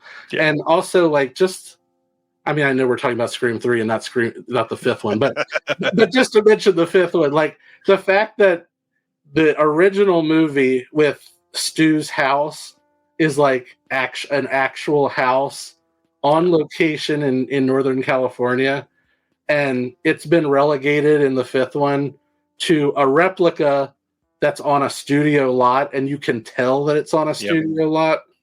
Like that's just heartbreaking in a way, because it just takes away, I don't know, the feel of it. So to bring that back to the third one, I think it's brilliant to have a house that like real Scream fans are familiar with Sydney's house, and so to be able to see her run through a set of her house is hilarious and like meta in a couple different ways. That is just great. And like she runs through the one door and there's nothing on the other side, so she's like hanging off of it. So I really do enjoy Scream 3. I mean, anything that gives Roger Corman a cameo, I'm gonna love. But I have to admit, this one is my least favorite, primarily because it is rather obvious that the script fell apart from what they wanted, and I don't want to spoil too much for those that don't know about the story behind Scream 3. If you're interested and you've seen it, go look it up. But essentially, what is revealed as the killer at the end of Scream 3 was only supposed to be a part of what that story was telling you. And there are a handful of things in this movie that, because of the way they actually showed it, literally it makes no sense. It would be impossible for what happened to actually happen, because the story was meant to have different people being interesting. I mean, on the other hand, it does something really interesting. In the third act that's set in the mansion. Yep. It does something interesting where somebody that you think is dead, and then you're like, there's literally nobody else that it could, like, there's like it there it's like everybody's either already dead or the people that are still alive running around are not the killer. So you're like, who is the killer? So I think that's sort of clever how it does that. It sort of like switches it around on you. I agree. Yeah. I actually really like the third act. I like the fake out. You think Dewey's about to die, and then it's the knife handle. Really, that's one of the first times I think that they did a fake out death like that in a type of movie like this. And also going back to Parker Posey. So like she's playing an actress who's playing the Gail Weathers, and so like I love their chemistry together, and the way that she basically decides like, I'm going to hang on to you because the killer really wants you, not me. So if we're together, he's going to kill you, not me. Yeah, Scream 3 is fun. And yeah, this is a good choice. It's definitely, I could see it being underappreciated because a lot of people hate this movie, like genuinely, that loved the first one, were like kind of mid on the second one, and then hated the third one. And I just don't get that. Like, even if you think it's your least favorite, like you do, like at least you still see the positives. Yeah. They're all very good, and a lot of movies wish it could be as good as Scream 3. Oh man, that leads me. Gosh, I have two left. Okay, I'm going to talk about this one first because we just talked about horror so much. This one is not horror, but cult adjacent-ish, and this one's kind of odd too because it's technically not necessarily a sequel, but it is part of a trilogy. I am very happy with the other films that we got in this, so I'm not putting those down. I loved those when they came out. I think that they were great, and at each different era of my life, the first two films in this trilogy were my favorite films from the trilogy. But now, I think one of the most underappreciated sequels of all time, which I mentioned on the show before, so again, probably not a surprise, 2013's The World's End by Edgar Wright. This movie has aged like fine wine compared to the other two. And I'm not saying Shaun of the Dead is problematic now or anything like that. Shaun of the Dead is still great. Hot Fuzz is a fantastic movie. But the way that the way that Edgar Wright got you to invest in, funny enough, not even characters, just the friendship of Nick Frost and Simon Pegg for two movies, and then he takes you to the third film, and you're like, oh, cool, they get to go drinking, they're friends, it's going to be a lot of fun. But they flip the roles, and Nick Frost is now suddenly the regular dude, and Simon Pegg is the fuck up, and you immediately like have something weird in your head go, this doesn't feel right. But afterwards, it really hits you, especially if you aged with these films. Watching The World's End at 17 is so different than watching it at 32, because by the time that you're 32, you have known so many people that are like Gary. You've had friends that are stuck in their ways from childhood, from teenagehood, from getting in trouble, from just wanting to drink every Friday night and Thursday night and Tuesday night and whatever. But the way that they tell the story is so just like meaningful in the idea of friendship, the idea of like a familiar area for you to be bonding with friends and know the people around you and feel like what we've lost in 2025, which is this love of third places where you can go with somebody else that's not work, that's not home, and just feel welcome and accepted at a place like a local pub that you go to all the time. And this movie being told with frickin' robots and aliens and so much shit happening on screen to show the story about a 40-year-old alcoholic at its heart is so damn good and so poignant. I think it was just too soon after the first two. Most of the people watching it were like 23, and they were Gary still. And so many people hated it because they couldn't relate to it in the way that Edgar Wright was looking back on it. Most of the people that were watching this were Gary and couldn't look back yet. They needed to separate from that life and grow up a little bit like Gary had to through this whole thing. And it truly reframes this entire story. And having certain people that I grew up with that watched this with me in the theater that all hated this movie that are still massive fuck ups that I don't talk to anymore, believe me. But knowing that like this was so prescient about what you're harming through a relationship like that. God, this is a great movie. Again, I think it's like a masterclass in storytelling that we're attached to Nick and Simon rather than the characters that they played in Hot Fuzz and in Shaun of the Dead, because they're different. But that core relationship of the director and the two stars was such an iconic tripod of contributing equally to this that by the time the third film was there and it pulled the rug out from under you and flipped it, you are completely lost in that. And for a moment, you are a little dazed watching the first act of this film. And then when you get into it, God, does this movie hit. I love The World's End, and I think it might be the highest quality out of all three now. Yeah, you make me want to revisit this really bad. I've only seen all three of them one time each, if you can believe wow. it. And each one was in the theater, and I've never revisited any of them.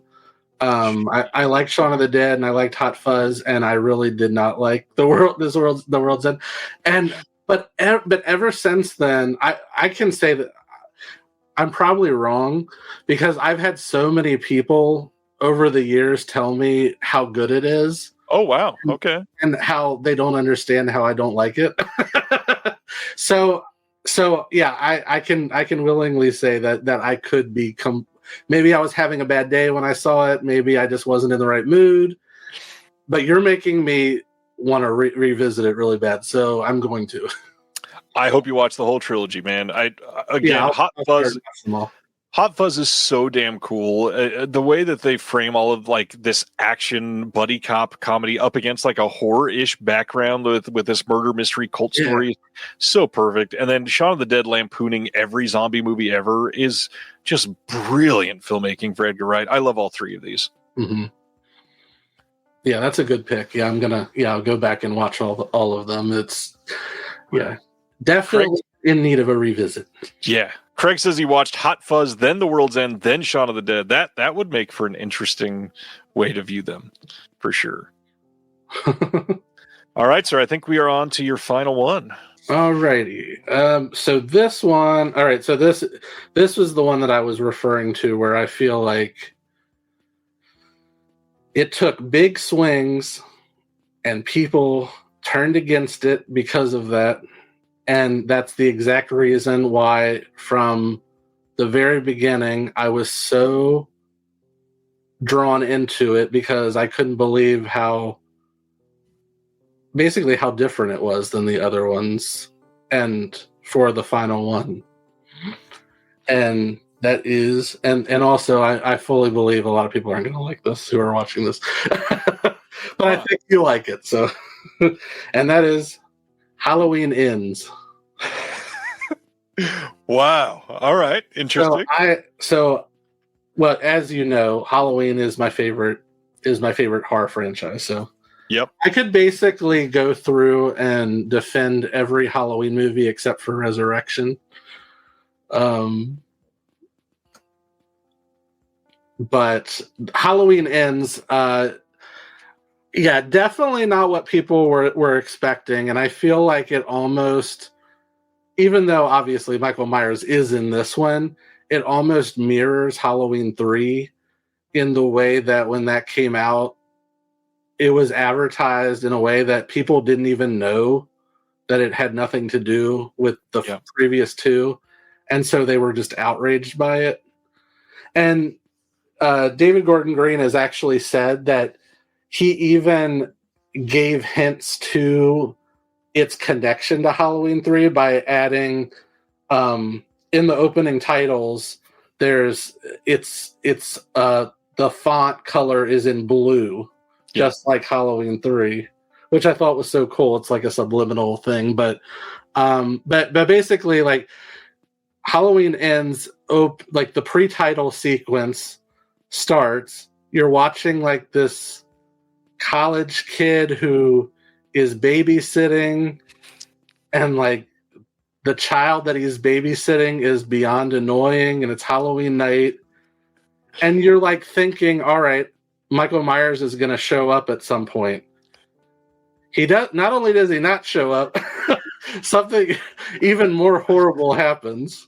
And then it goes to the titles, and you're like, okay, this is not what I was expecting from the last movie in this series. And where is it going to go from here? And I was so excited by that. I've seen enough, straightforward Halloween movies. I don't need it anymore. I totally welcomed what this movie did by basically changing. So this one is known as, so the character, the babysitter, his name's Corey, played by Rohan Campbell. I think he's fantastic in it, but people hate his character. Yes, they do. Like, people are like vehemently they despise his character, and I think it's fascinating. I think it's such a great character, and his performance is great in it. And where it goes from there, I thought it was interesting that for basically the first time you actually get an idea what Michael Myers does for the other days of the year that aren't Halloween, which I thought was interesting, other than Halloween 5, where he's just like passed out for a year with a guy with a parakeet. And then as far as Laurie is concerned, I found that interesting too, because at the end of Halloween Kills, somebody I don't want to give it away, but somebody very close to her is killed. And you're like, well, she's already been through so much. How is she going to handle this? And so it's set a few years later, and you can tell that like she's gone to therapy. She's like worked on herself. And she's like, finally, for the very first time in the series, you can see the Laurie that was in the original movie. Like, it feels like her. And it feels like she's back to who she was. I mean, obviously you change over time, but I could tell that it just felt like the original Laurie. And I thought that was so interesting that they did that. And it couldn't be by accident. I mean, even the way she dresses is, as much as I like the 2018 Halloween, like I thought it was kind of boring the way that they sort of basically turned her into, someone who lives behind all these bars and stuff, and she's just gun-toting and this and that, and right.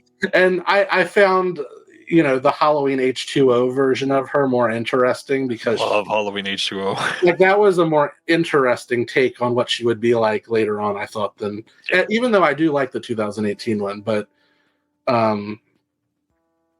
basically, I could defend Halloween Kills, because I think that one's underappreciated too. I think the trilogy that David Gordon Green did, I don't really have many problems with it. I thought that it was very well done. And then even with the end, like, I just think it's pitch perfect. It ends the way that the first one ended, with like the shots of the different rooms, but it's in the daylight and it's changed.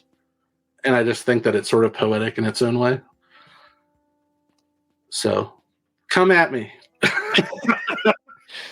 So funny enough, I don't love Halloween Ends. I like it. I don't think it's nearly as bad as the world made it out to be on that first month of release, because, oh my God, did the world hate it for a month. But up until about 10 minutes before we went live, I knew that you're like a Halloween worshiper. So I said, I'm going to make my final pick Halloween Kills, because I think Halloween Kills is the most underappreciated of the new trilogy. It's great. And then at the last minute, I changed it. And I'm not going with Halloween Kills. But I do think people should watch Halloween Kills. It is truly great. Yes, the whole Evil Dies Tonight thing, it's bad dialogue. It shouldn't have been said 54 times. 7, sure. 54, probably not. Although I am annoyed that people focused on that so much. Like, there's so much more to the movie than that. Yeah. But I agree with you. But oh my gosh, I love Halloween Kills. It's so good. And it's the movie that Michael feels the most dangerous to me in that movie by far. I mean, the whole park scene is, well, like, my God, the most visceral violence in any Halloween movie by a long shot. Yeah, I think that's that David Gordon Green trilogy. I think that whole park sequence is the best part of any of the movies, like horror wise. Like, it's so, yeah, like you said, it's so visceral. The tension is so high. Like, I loved that they brought Lindsay back and actually gave her like a good like chase scene. And I would say I decided to do Halloween Ends because I think that's the one that people dislike the most. But I think out of the three, I would probably it would be a toss up, but I think Halloween Kills is probably the best of the three. I understand why people hate it, like Colton here.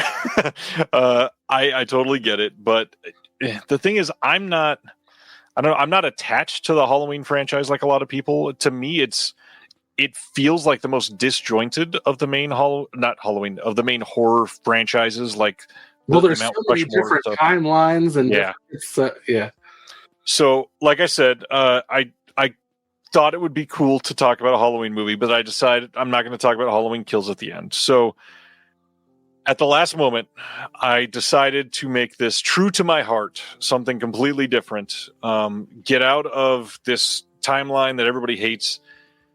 And I think we have to talk about Halloween 2 by Rob Zombie. That was one of my honorable mentions. Rob Zombie's Halloween 2 is something that should go down as a modern horror masterpiece. This 2009 movie is something that we have never gotten, still to this day, out of Halloween films. There's so many things that are pulled off here. Like, it is a bigger story, but not told in like a more complex way. It's more grounded in the humans than any of the other Halloween movies. It makes Laurie feel like a real person, like they almost got to in Halloween Ends, and like they almost got to in the first movie, but they never quite got over that point to me. I feel like Zombies Halloween 2 takes it to that other level where you are pouring out empathy at this person in a way that's not just, I don't know, like with Halloween Ends, I think the empathy that I felt at that point was almost just like, you fucked with her so long, just give her a break, Michael, come on. But with Halloween 2, it was just like, oh my God, this girl is being tortured. Like, we have to get out of this situation. And there's something about Rob Zombie that so many people hate with everything that they are. And I have enjoyed the vast majority of what he's done. Yes, 31 is a bad movie. I'm not going to argue with you there. It's a bad movie. However, it was a very troubled production too. But so many people... I will say, as much as I disliked 31 the first time I saw it, I went back and rewatched it again a few years later, and I actually liked it a little bit more. It's still not great though. I totally get that. 3 from Hell, not a good sequel. The biggest thing is the power from the first two was Sid Haig, and when he passed, we should have just let that go. We didn't need a third film without him being... It totally should have ended with Devil's Rejects. Yeah. But Halloween 2, everybody looks at these movies, and first off, people didn't want a new Halloween. They didn't want somebody else coming in and tainting their timeline. Dude, your franchise has been tainted far too many times. Let's stop bitching about that. But then the people wanted to complain because they gave us too much backstory. I get it a little bit, and I get that people hate Sherry Moon Zombie, and I get that people hate the Rob Zombie classic dialogue. But Halloween 2 is where he is firing on all cylinders most for a franchise-type film like this that's not Devil's Rejects or House of a Thousand Corpses. Both of those movies are stone cold classics to me that I adore, both of them in very different ways. Halloween 2, the white horse scenes, the stripper scenes, the death scenes that are just gnarly, the brutal, like the way that people are treated in this movie is so just maniacal at its heart. This one is by far, out of every Halloween movie that's ever been made, this is definitely the darkest and most brutal. It is great.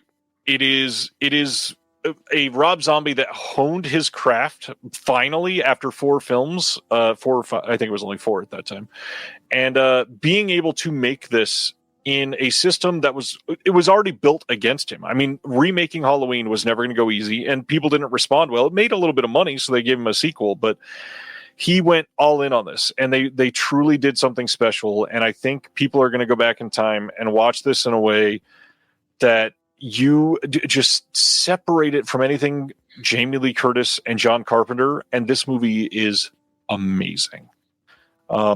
Great music, great acting, great effects. Truly an astonishing piece of cinema that, honestly, I think it's way better than his first Halloween movie, and something that should be discussed outside of the Halloween franchise as a whole. Mm-hmm. Now, would you say, have you seen the theatrical and the unrated? Which would you say is better? I have a very strong opinion. I honestly, the theatrical to me is a better movie, but I don't know. There's something sadistic about the unrated cut. Like it's. I think it's more fun to watch, but the theatrical is the better movie, if that makes sense. Yeah, I strongly believe the theatrical is the better one. It is. Yeah. I wish that you could do like sort of a Frankenstein cut of both of them and put them together, because there's things about one that I like. But then there's other things I like. But the ending of the theatrical is so much better than the other one. No, I've like written it off. Like I'm like, the theatrical is canon, because I refuse to believe that what happens at the end of the other one is what really happened. Yeah, it's so good. Like, and it's a shame that the second one wasn't as successful as the first one, because I know that they were planning on doing a trilogy, and I just would have loved to have seen what Rob Zombie would have done with that third one and bringing Scout back. Because I thought she's fantastic in it. She's genuinely amazing. Like maybe the best performance in anything associated with this franchise. And also, like, out of, I could be overlooking something, but basically out of any slasher movie I can think of, I feel like this one is most realistic to portraying the aftermath of somebody who's been through something like that, and what they might be like a year or two later. Yeah. And I think it's it's fascinating. I will say, so just as an aside, because this series means so much to me. So when the first one when the original Rob Zombie one came out, I saw it at an advanced screening. I was a critic back then, and so I went to an advanced screening of it, and I was so outraged by what I saw, because I was so stuck in my head about what the original was. Right. And it was so different, and just, the dialogue, like the Rob Zombie, world that he always creates in his movies that's just grungy and grimy. And I'm like, that's not what Halloween is. Yeah. And then like it after the first half, and it basically the second half of the movie is like a Cliff's Notes version of the whole original, but in 45 minutes rather than 90. Yeah. And I remember leaving the theater and just like being so angry. Like I don't know if any movie has ever made me madder in my life. And what's funny is that, and then I went home and like just wrote this like diatribe review of it. But what's funny is, so then the director, the unrated, the director's cut came out, which is like 20 minutes longer or whatever. And, I've seen it many times since then, and I've actually grown to appreciate it. And the longer version helps it immensely. Yep. Because it doesn't feel as rushed. I still have many issues with it. I swear, like in that third act, Laurie is stuck in the walls for like 30 minutes straight. And you're like, would you get out of the wall? Yeah, it lags. but but it's grown on me. But Halloween 2, from the very first time I saw it, I said, this is fantastic. This is what I wanted the original to be. Yeah, and I guess to sum up like all of that on Halloween 2, there's one thing that this movie gets that I think, funny enough, since we just talked about Halloween Ends, I think that's the only other movie that comes close to getting this, is Halloween 2 feels like everybody from the first movie is still feeling what just happened in that first film. They haven't recovered, and yet all of these other characters that are like newly added to the story that you don't know anything about, they just simply don't understand what's going on, and it's still so real to all of the victims that were around this. And it is, again, like it's the Halloween film that drew the most real empathy out of me. And there's something about it that Rob Zombie was able to make it so real. But truly, Rob Zombie alone, underappreciated as a filmmaker. I think people have shat on him for so long. He's really, in my opinion, only made 2 kind of bad movies, and they're not even terrible. I think looking at everything's done, House of a Thousand Corpses, really good. Devil's Rejects, masterpiece. Halloween, pretty good. It's kind of bad, but pretty good. Halloween 2, masterpiece. Not going to talk about the Haunted World of El Super Bisto. Lords of Salem secretly might be Rob Zombie's like technically best movie. 31, bad movie. 3 from Hell, bad movie. Still fun to watch both of them, but bad movies. And then we get to the Munsters, and most people had an opinion but have never seen it. I adored the Munsters. I think it is so well done. He should not be out there touring like he is right now. Go make some more freaking movies. You're great at it. Yeah. I mean, I'm curious if he's gonna make anything else, or I don't know if he can get funding. That's the fucking worst thing here. Like he used to be so hot as far as just being able to get some of the stuff greenlit. And I mean, he's had a lot of successes, earlier on, if they gave him the money to actually do something else. Yeah, the Munsters.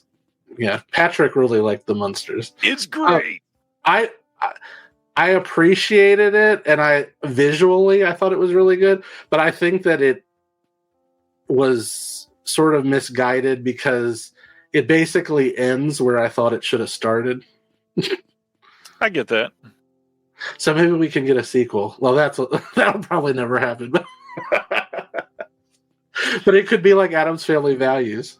Yeah, it probably would be a better, just like Addams Family Values is better than the original. Well, I'm glad that you picked Halloween 2, because that's another movie where certain people just despise that movie, and it confuses me because I just think it's so great. It made people think. I think that's the biggest thing, is it's like an art house Halloween movie, and people were not ready for that. And also, just as an aside, like Danielle Harris is heartbreaking in it, so and good. Brad Dourif, like when he finds good her, like that's some of the best acting I think I've ever seen. Anguish, yeah, it is so much. Speaking of so much, this topic, I feel like we could have each done a different list of 5, and so I'm sure we both have many more that we want to share. What else? We'll just go really super fast through them. Yep. So I just wanted to mention all of the key famous horror franchises. I just wanted to call out some of them that I like that people don't. So starting out, in celebration of it being after midnight, so it's officially Friday the 13th, I am going to defend Part 5, A New Beginning, and Part 8, Jason Takes Manhattan. People don't like the 5th one because it's not really Jason. Right. I think that's why it's so cool. I think it's different. It's unique, yeah. It has one of the best chase sequences, I think, at the end, up there with Part 2. And also, I think, sort of like Halloween 2, I think a lot of the later in the 80s, like if you watch some of the Friday the 13th movies today, they are so watered down because the MPAA was basically cutting everything from them. Like if you watch Part 7, there's virtually no blood in that movie at all. Like you can just tell that they just cut it to shreds. Yep. Part 5, they weren't like they weren't cracking down yet. And yeah, that's like, it's like the Halloween 2 of brutality when it comes to the Friday the 13th. It's good. It's much better than In a Violent Nature, which is just Jason walking. That's actually a good comparison. It actually does sort of remind me of it. And then with Jason Takes Manhattan, like the main criticism of that is that, AKA Jason on a boat. Yeah, he doesn't get to Manhattan until the last half hour. But the kicker for me is so that's actually the first Friday the 13th movie I saw in the theater. So nice. I was 7. And my older brother took me to see it, and we got in. And and I love the scenes on the boat. That's my favorite part. I don't really care about. I mean, yeah, it's cool seeing him in Manhattan, but I don't really care about that because it's like, and it's not even Manhattan. It's not done well. yeah. But like, I like I like Jason on a cruise ship. I think that's cool. If they had called it Part 8, Jason on a cruise or something, people wouldn't. If they would have called it Jason's Voyage to Manhattan, yeah, something like people would like it more, and people wouldn't have had the criticism. Yep. Anyway, I like them. The only one I can't quite defend is Jason Goes to Hell. Yeah, it's not great. That one does take big swings. I'll give it that much. But that one really does for the last one, and it's called Jason Goes to Hell. You want to actually watch him in the movie, not his soul in other people's bodies. Yeah. It's true. What else you got? And then for Nightmare on Elm Street, I picked Part 2. So good. Freddy's Revenge. Because I feel it's underappreciated. I feel like people like it more now, maybe. Yeah. But back in the day, like... I think it was sort of like the black sheep. Like, I just find it fascinating. Well, I love that, the director can deny it all he wants, but the entire movie is a metaphor for Pride Month. Exactly. It's about a teenage boy who's struggling with his sexuality. And if you can't deny it, like the director has said that he wasn't even thinking of that. I'm sorry. When you've got a scene where all these big balls are like bouncing in the gym towards the kid, and he's like being whipped in the showers by Freddy with like the and then you've got the protagonist who's like dancing in his room and just it's so coded and so obvious, but Freddy coming out of him, yes, and Freddy literally coming out of him, and he's trying to fight the urges. It's so yeah, I love that one. Do you have any more that you wanted to? Yeah, I've got It Chapter 2 is way better than people give it credit for. Oh, yeah. It does not suck. I love It Chapter 2. Day of the Dead is the best of the original Romero trilogy, and people look down on it because they think the other two are amazing. Oh, do you think it's better than Night of the Living Dead? By a long shot. Oh, wow. Yeah.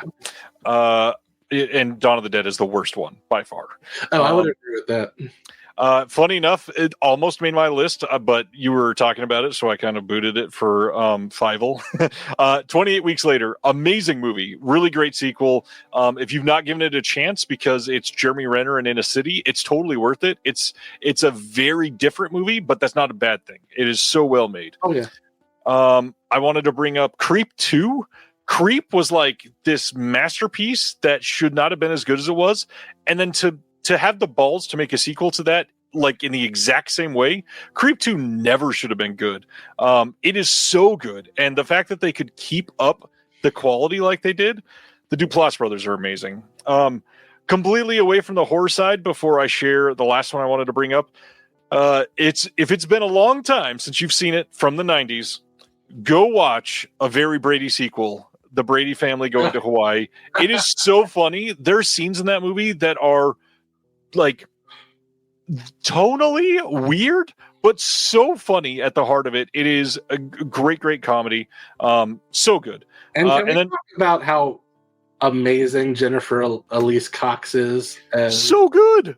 Like that's somebody who should have had a bigger career after those movies. She should have been like the Anna Faris of her time, because she was amazing as Jan. Yeah, fully agree. But yeah, I agree. I think the sequel is better than the first one. Last one I want to talk about, one of my favorite horror franchises. Went and saw the vast majority of them on opening day with my wife since we were kids. I mean, the first one came out like 21 years ago now or whatever. Saw 6 is actually a masterpiece, a really great movie. And the fact that the whole thing is built to lambast the American healthcare system is such a brilliant way to take a torture porn film and make it way relevant for modern audiences. And I think it'll go down as totally one of the best horror sequels of all time, easily.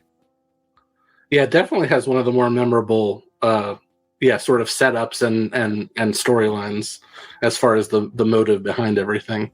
Yeah. Any more for you? Or is that it? Yeah, I just have a few more real quick. All right, this one's going to be highly controversial. Here we go. Jaws the Revenge. Jaws 2, maybe, but Jaws the Revenge. No, huh? No. Jaws the Revenge is better than Jaws 2.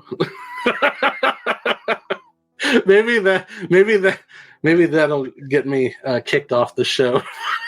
Just don't say it's better than the first one, and No, it's not as good as the first one. But I just feel like Jaws the Revenge, like if you saw the first two and thought to yourself, I want more of Chief Brody's wife, then like this is the movie for you. And like Lorraine Gary is front and center for the whole movie, and like I'm here for it. I love her in it, and it's like, yes, it's ridiculous that the shark is going to follow her to the Bahamas. That's ridiculous. But everything else, it's like a romantic drama. It's like what we were saying, Wolf Creek with sharks, like for dangerous animals. This is like, it's like a romantic drama of a woman finding herself, and it just so happens to have like a shark like attacking and killing people on the side. Yeah. And like she falls in love with like who is it? Who is the? It's been ages since I've seen Jaws 4. Hold on, I got it. Oh, Michael Caine. Oh, that's right. Michael Caine, because he said that he took the movie because it paid for his house. Yeah. Oh, at least he's honest. I love the implication that somebody watched Jaws, the first movie, and went, "I want to see more of Chief Brody's wife," which was me. That's why. I love her in the first. I actually did a Facebook post once where I was like in defense of Ellen Brody, and I was like, "Oh, interesting." And I was like, I want to see more of Ellen Brody. I was like, Lorraine Gary should have gotten an Oscar nomination for supporting actress for the original Jaws. But she's so good in the part of her role. Yeah. Anyway. All right. The next two, I'll go quicker. This is a little bit more outside the box. This is not one I've seen. To The Bite. So have you seen either of the Curses? I think I've seen the first Curse ages ago, barely remember it. Definitely never seen the sequel. So they have nothing to do with each other. It's like an in-name only sequel. So the first one has Will Wheaton in it, and it's about like water contamination, and it starts like turning his family into like zombies or something. The second one, which has absolutely nothing to do with it, it stars Jill Schoelen, who I love, and she's on a desert road trip with her boyfriend, and he gets bit by a snake. And it's been a while since I've seen it, but I think the snake has been injected with some special sort of venom or something, and it basically her boyfriend's hand starts transforming into a snake, and it's crazy. But it's creepy, and for anybody who has a phobia of snakes, I think it's one of the better snake movies out there. Yeah. It's very it's very well done. And I was actually, Jill Schoelen is really good with social media, and like I've been talking to her recently, and I mentioned to her the other week of it because she had done a post about Curse 2, and I was like, "How did you?" The end of the movie, without giving it too much away, like the end of the movie, she's like in a pit. It's like raining, it's muddy. She's in this pit, and there's snakes everywhere. And I'm like, how did they do that? And she's like, I was told that they were not going to be real snakes, and then they dumped real snakes all over me, and I had no choice but to just go along with it. Jesus Christ. I would have been so pissed off. It's impressive for that alone. Yikes. And then this also stars Jill Schoelen, but I want to just highlight When a Stranger Calls Back. It's a good movie, which I think is better than the first one as well. Hear me out. The first one, it basically, the best, well, I guess it's arguable, but the best part of the original movie is the first like 20 minutes with Carol Kane, and the calls are coming from inside the house and blah, blah, blah. But when Stranger Calls Back, like it extends that for a little bit longer, and I think does more with it, and it's even scarier. And then I think it's interesting.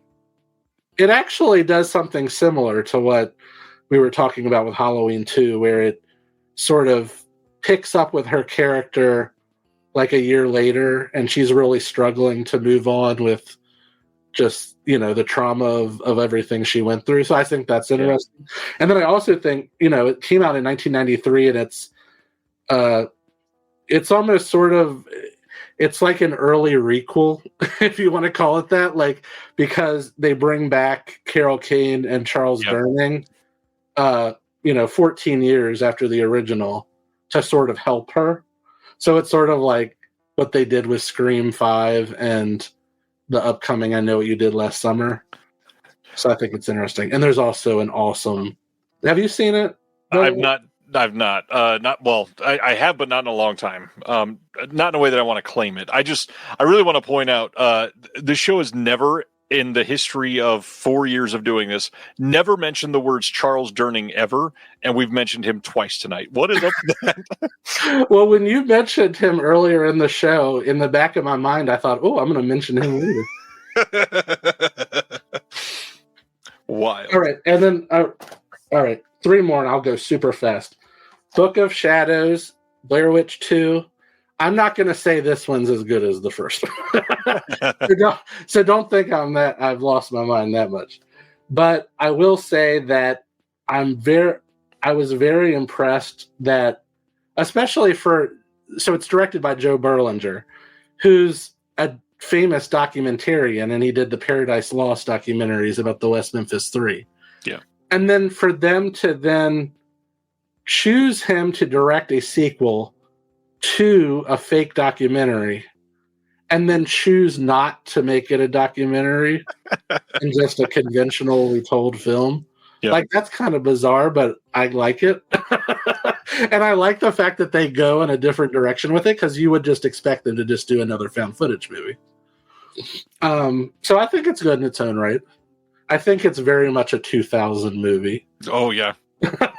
Oh, yeah. But, right down to like the Poe song on the soundtrack and all of that stuff. But I like it. Okay. Last 2. Yeah, this is another one that almost universally was hated, and I have absolutely no idea why, because I loved it. I'm not going to say it's as good as the original. It's not as good. But I did love it.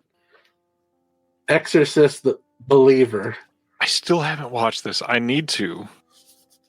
I have no idea why everybody turned against it the way that they did, because I thought that it's the most respectful to the original, and it deals with a lot of the same themes of a lot of the same themes that are in the original about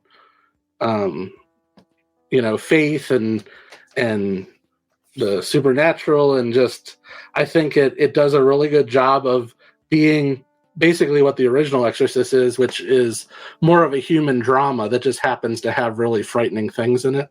Yeah. But I've always seen The Exorcist as more of a drama than a horror film. Yeah. On that note, because that just reminded me, I probably could have thought of this earlier and put it on my list, but I actually, as an underappreciated sequel, I truly love The Omen 2. I think it's a similar thing where it's a drama more than a horror, but the second one might be as good as the first movie, which is crazy because that first movie is a freaking masterpiece. I love it. But the second one is so good. Like, I love the whole franchise, but that second movie is really great. I like any sequel that decides to go the snow route. Yep. Like, that's why I'm so excited for the Black Phone 2, because it looks genuinely like I was skeptical of what they could do with it, but now that I saw the trailer and I saw what they are doing with it, and it's set like in the winter time at this like camp, I'm unsettled for sure. Yeah, and they're sort of going out. They are sort of going a more supernatural route. It's almost like he's become sort of like a Freddy Krueger. He's a figure. Yeah. Yeah, I'm really intrigued by it. All right, last one, and this one, again, I have no idea why people didn't like it. I thought it was fantastic, and this is one that decades from now people are going to reassess and love and wonder why people didn't like it before. And it's Joker Folie à Deux. I still need to see this one too. I'm terrible. I think it. I know that they were both divisive, but people tended to like the first one, and obviously, you know, it was Oscar nominated, and Joaquin Phoenix won the Oscar, but where they went with this, I thought it was organic to where it needed to go, while also standing on its own and not just being a repeat of the first one. And I loved Lady Gaga in it, and it was, I think she was nominated for a Razzie for it, which is patently ridiculous because she's fantastic in it. Yep. And the only reason they nominated her was just because it looked cool to just dump on the movie that was a flop. And again, most people that dumped on it never even saw it. So, and yeah, I know a lot of people didn't like it because it was sort of a musical. Well, I mean, musicals are my second favorite genre, next to horror, if you didn't know that. So I'm never going to complain about a movie being turned into a musical. Yeah. But I thought it was a fascinating sequel. And yeah, I'll defend it and continue to. And it will be reassessed in years to come. I need to see it. I've wanted to see it, and it's just it can't be a priority, unfortunately, amongst so many other things happening. But yeah, all solid picks. Very, very solid picks. Awesome. Did you have any more, or was that it? That was it. I guess Omen 2 is one I could have added. I mean, there's so many things. Like, I think, I don't know, to get a little basic about it, like Conjuring 2 is underappreciated because everybody has sort of been like MCU'd to death through the whole Conjuring universe that they've done. But Conjuring 2 is like an equal but opposite side of the coin to Conjuring 1 that does not get the love that it gets. I mean, it created like 3 or 4 other iconic villains, some really great scare scenes in that second movie, very cool setting to take it where they did. I think it was really great. I mean, Patty in the chat, he mentioned Escape from LA.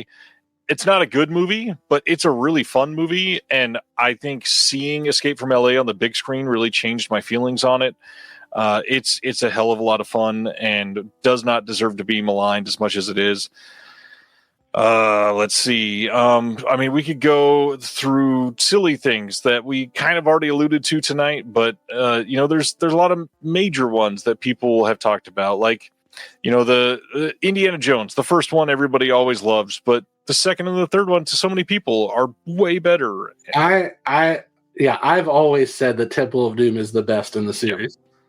It's so good. That's the one that I, as a little kid watching these movies, Temple of Doom was the one that I just kept returning to because it's like one action set piece after the next that would appeal to a kid. Like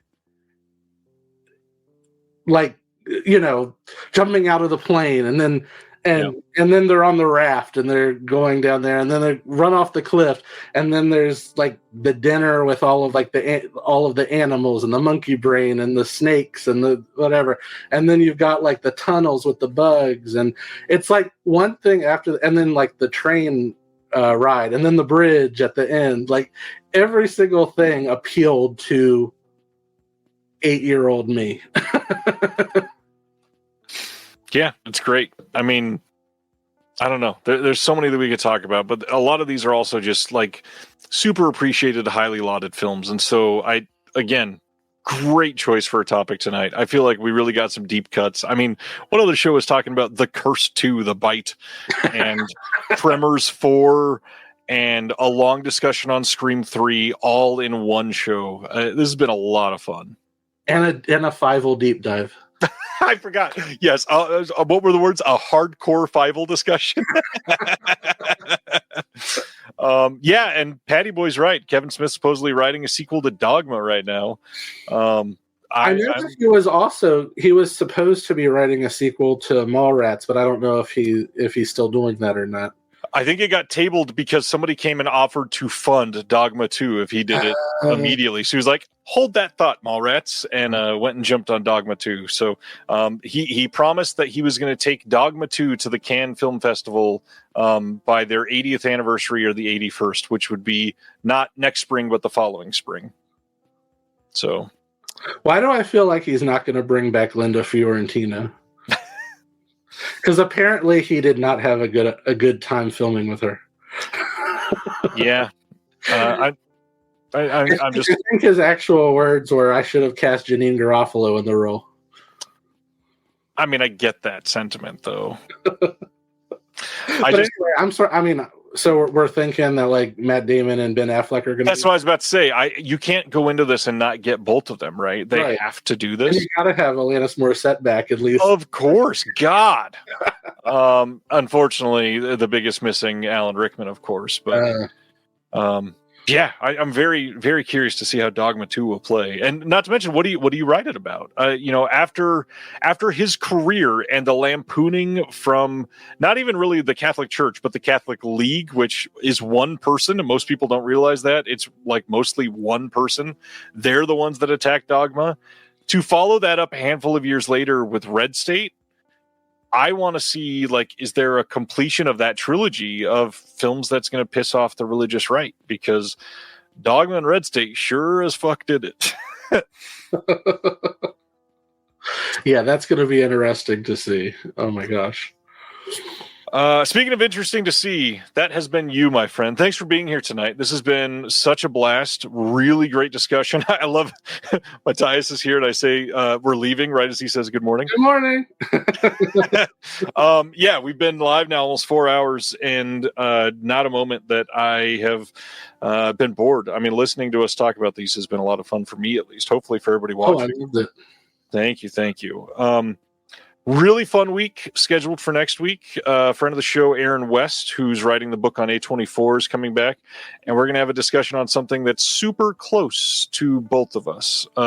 It's going to be a real fun one. I don't want to spoil it necessarily, but it'll be a great discussion, and I hope that you enjoy it next week. Dustin, great night. Lots of good announcements. Thanks for giving your time. Thank you so much. And if anybody missed it at the beginning, go see The Life of Chuck this weekend. It is the best movie I'll see this year, and the year's not out, but I seriously doubt I'll see anything better. We'll see if it overtakes Sinners for me, because I truly loved it. Matthias, you're in Sweden. One of a band that I love is from Sweden. I hope you're enjoying it over there. Hope you're healthy, happy. Dustin, you're amazing. We'll get you back on, hopefully sooner than 9 months or whatever. All right. Thank you so much. Appreciate you, everybody. You know the drill. If you are interested in having more conversations like this, sign up for the Patreon in the description below. We'd love to have you. See you in the Discord. Till next Thursday, have a good week. Be safe this Saturday. See y'all. Thank you for watching The Disconnected. On the way out, make sure that you are subscribed to the channel, that you've liked the video, and that you've copied the link to be able to share with someone else that may appreciate this.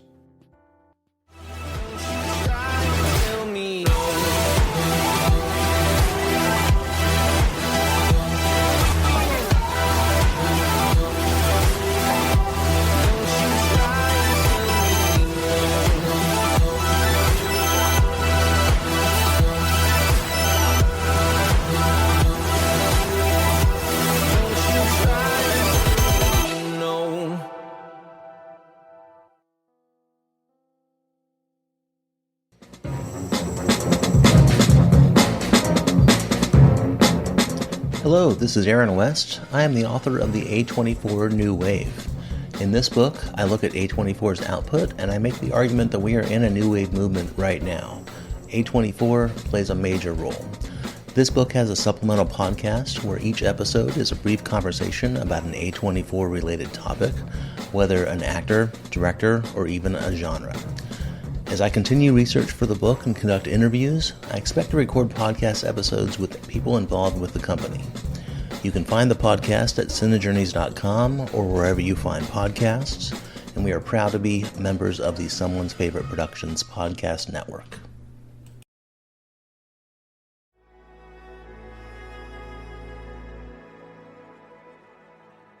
Thank you for listening. To hear more shows from the Someone's Favorite Productions podcast network, please select the link in the description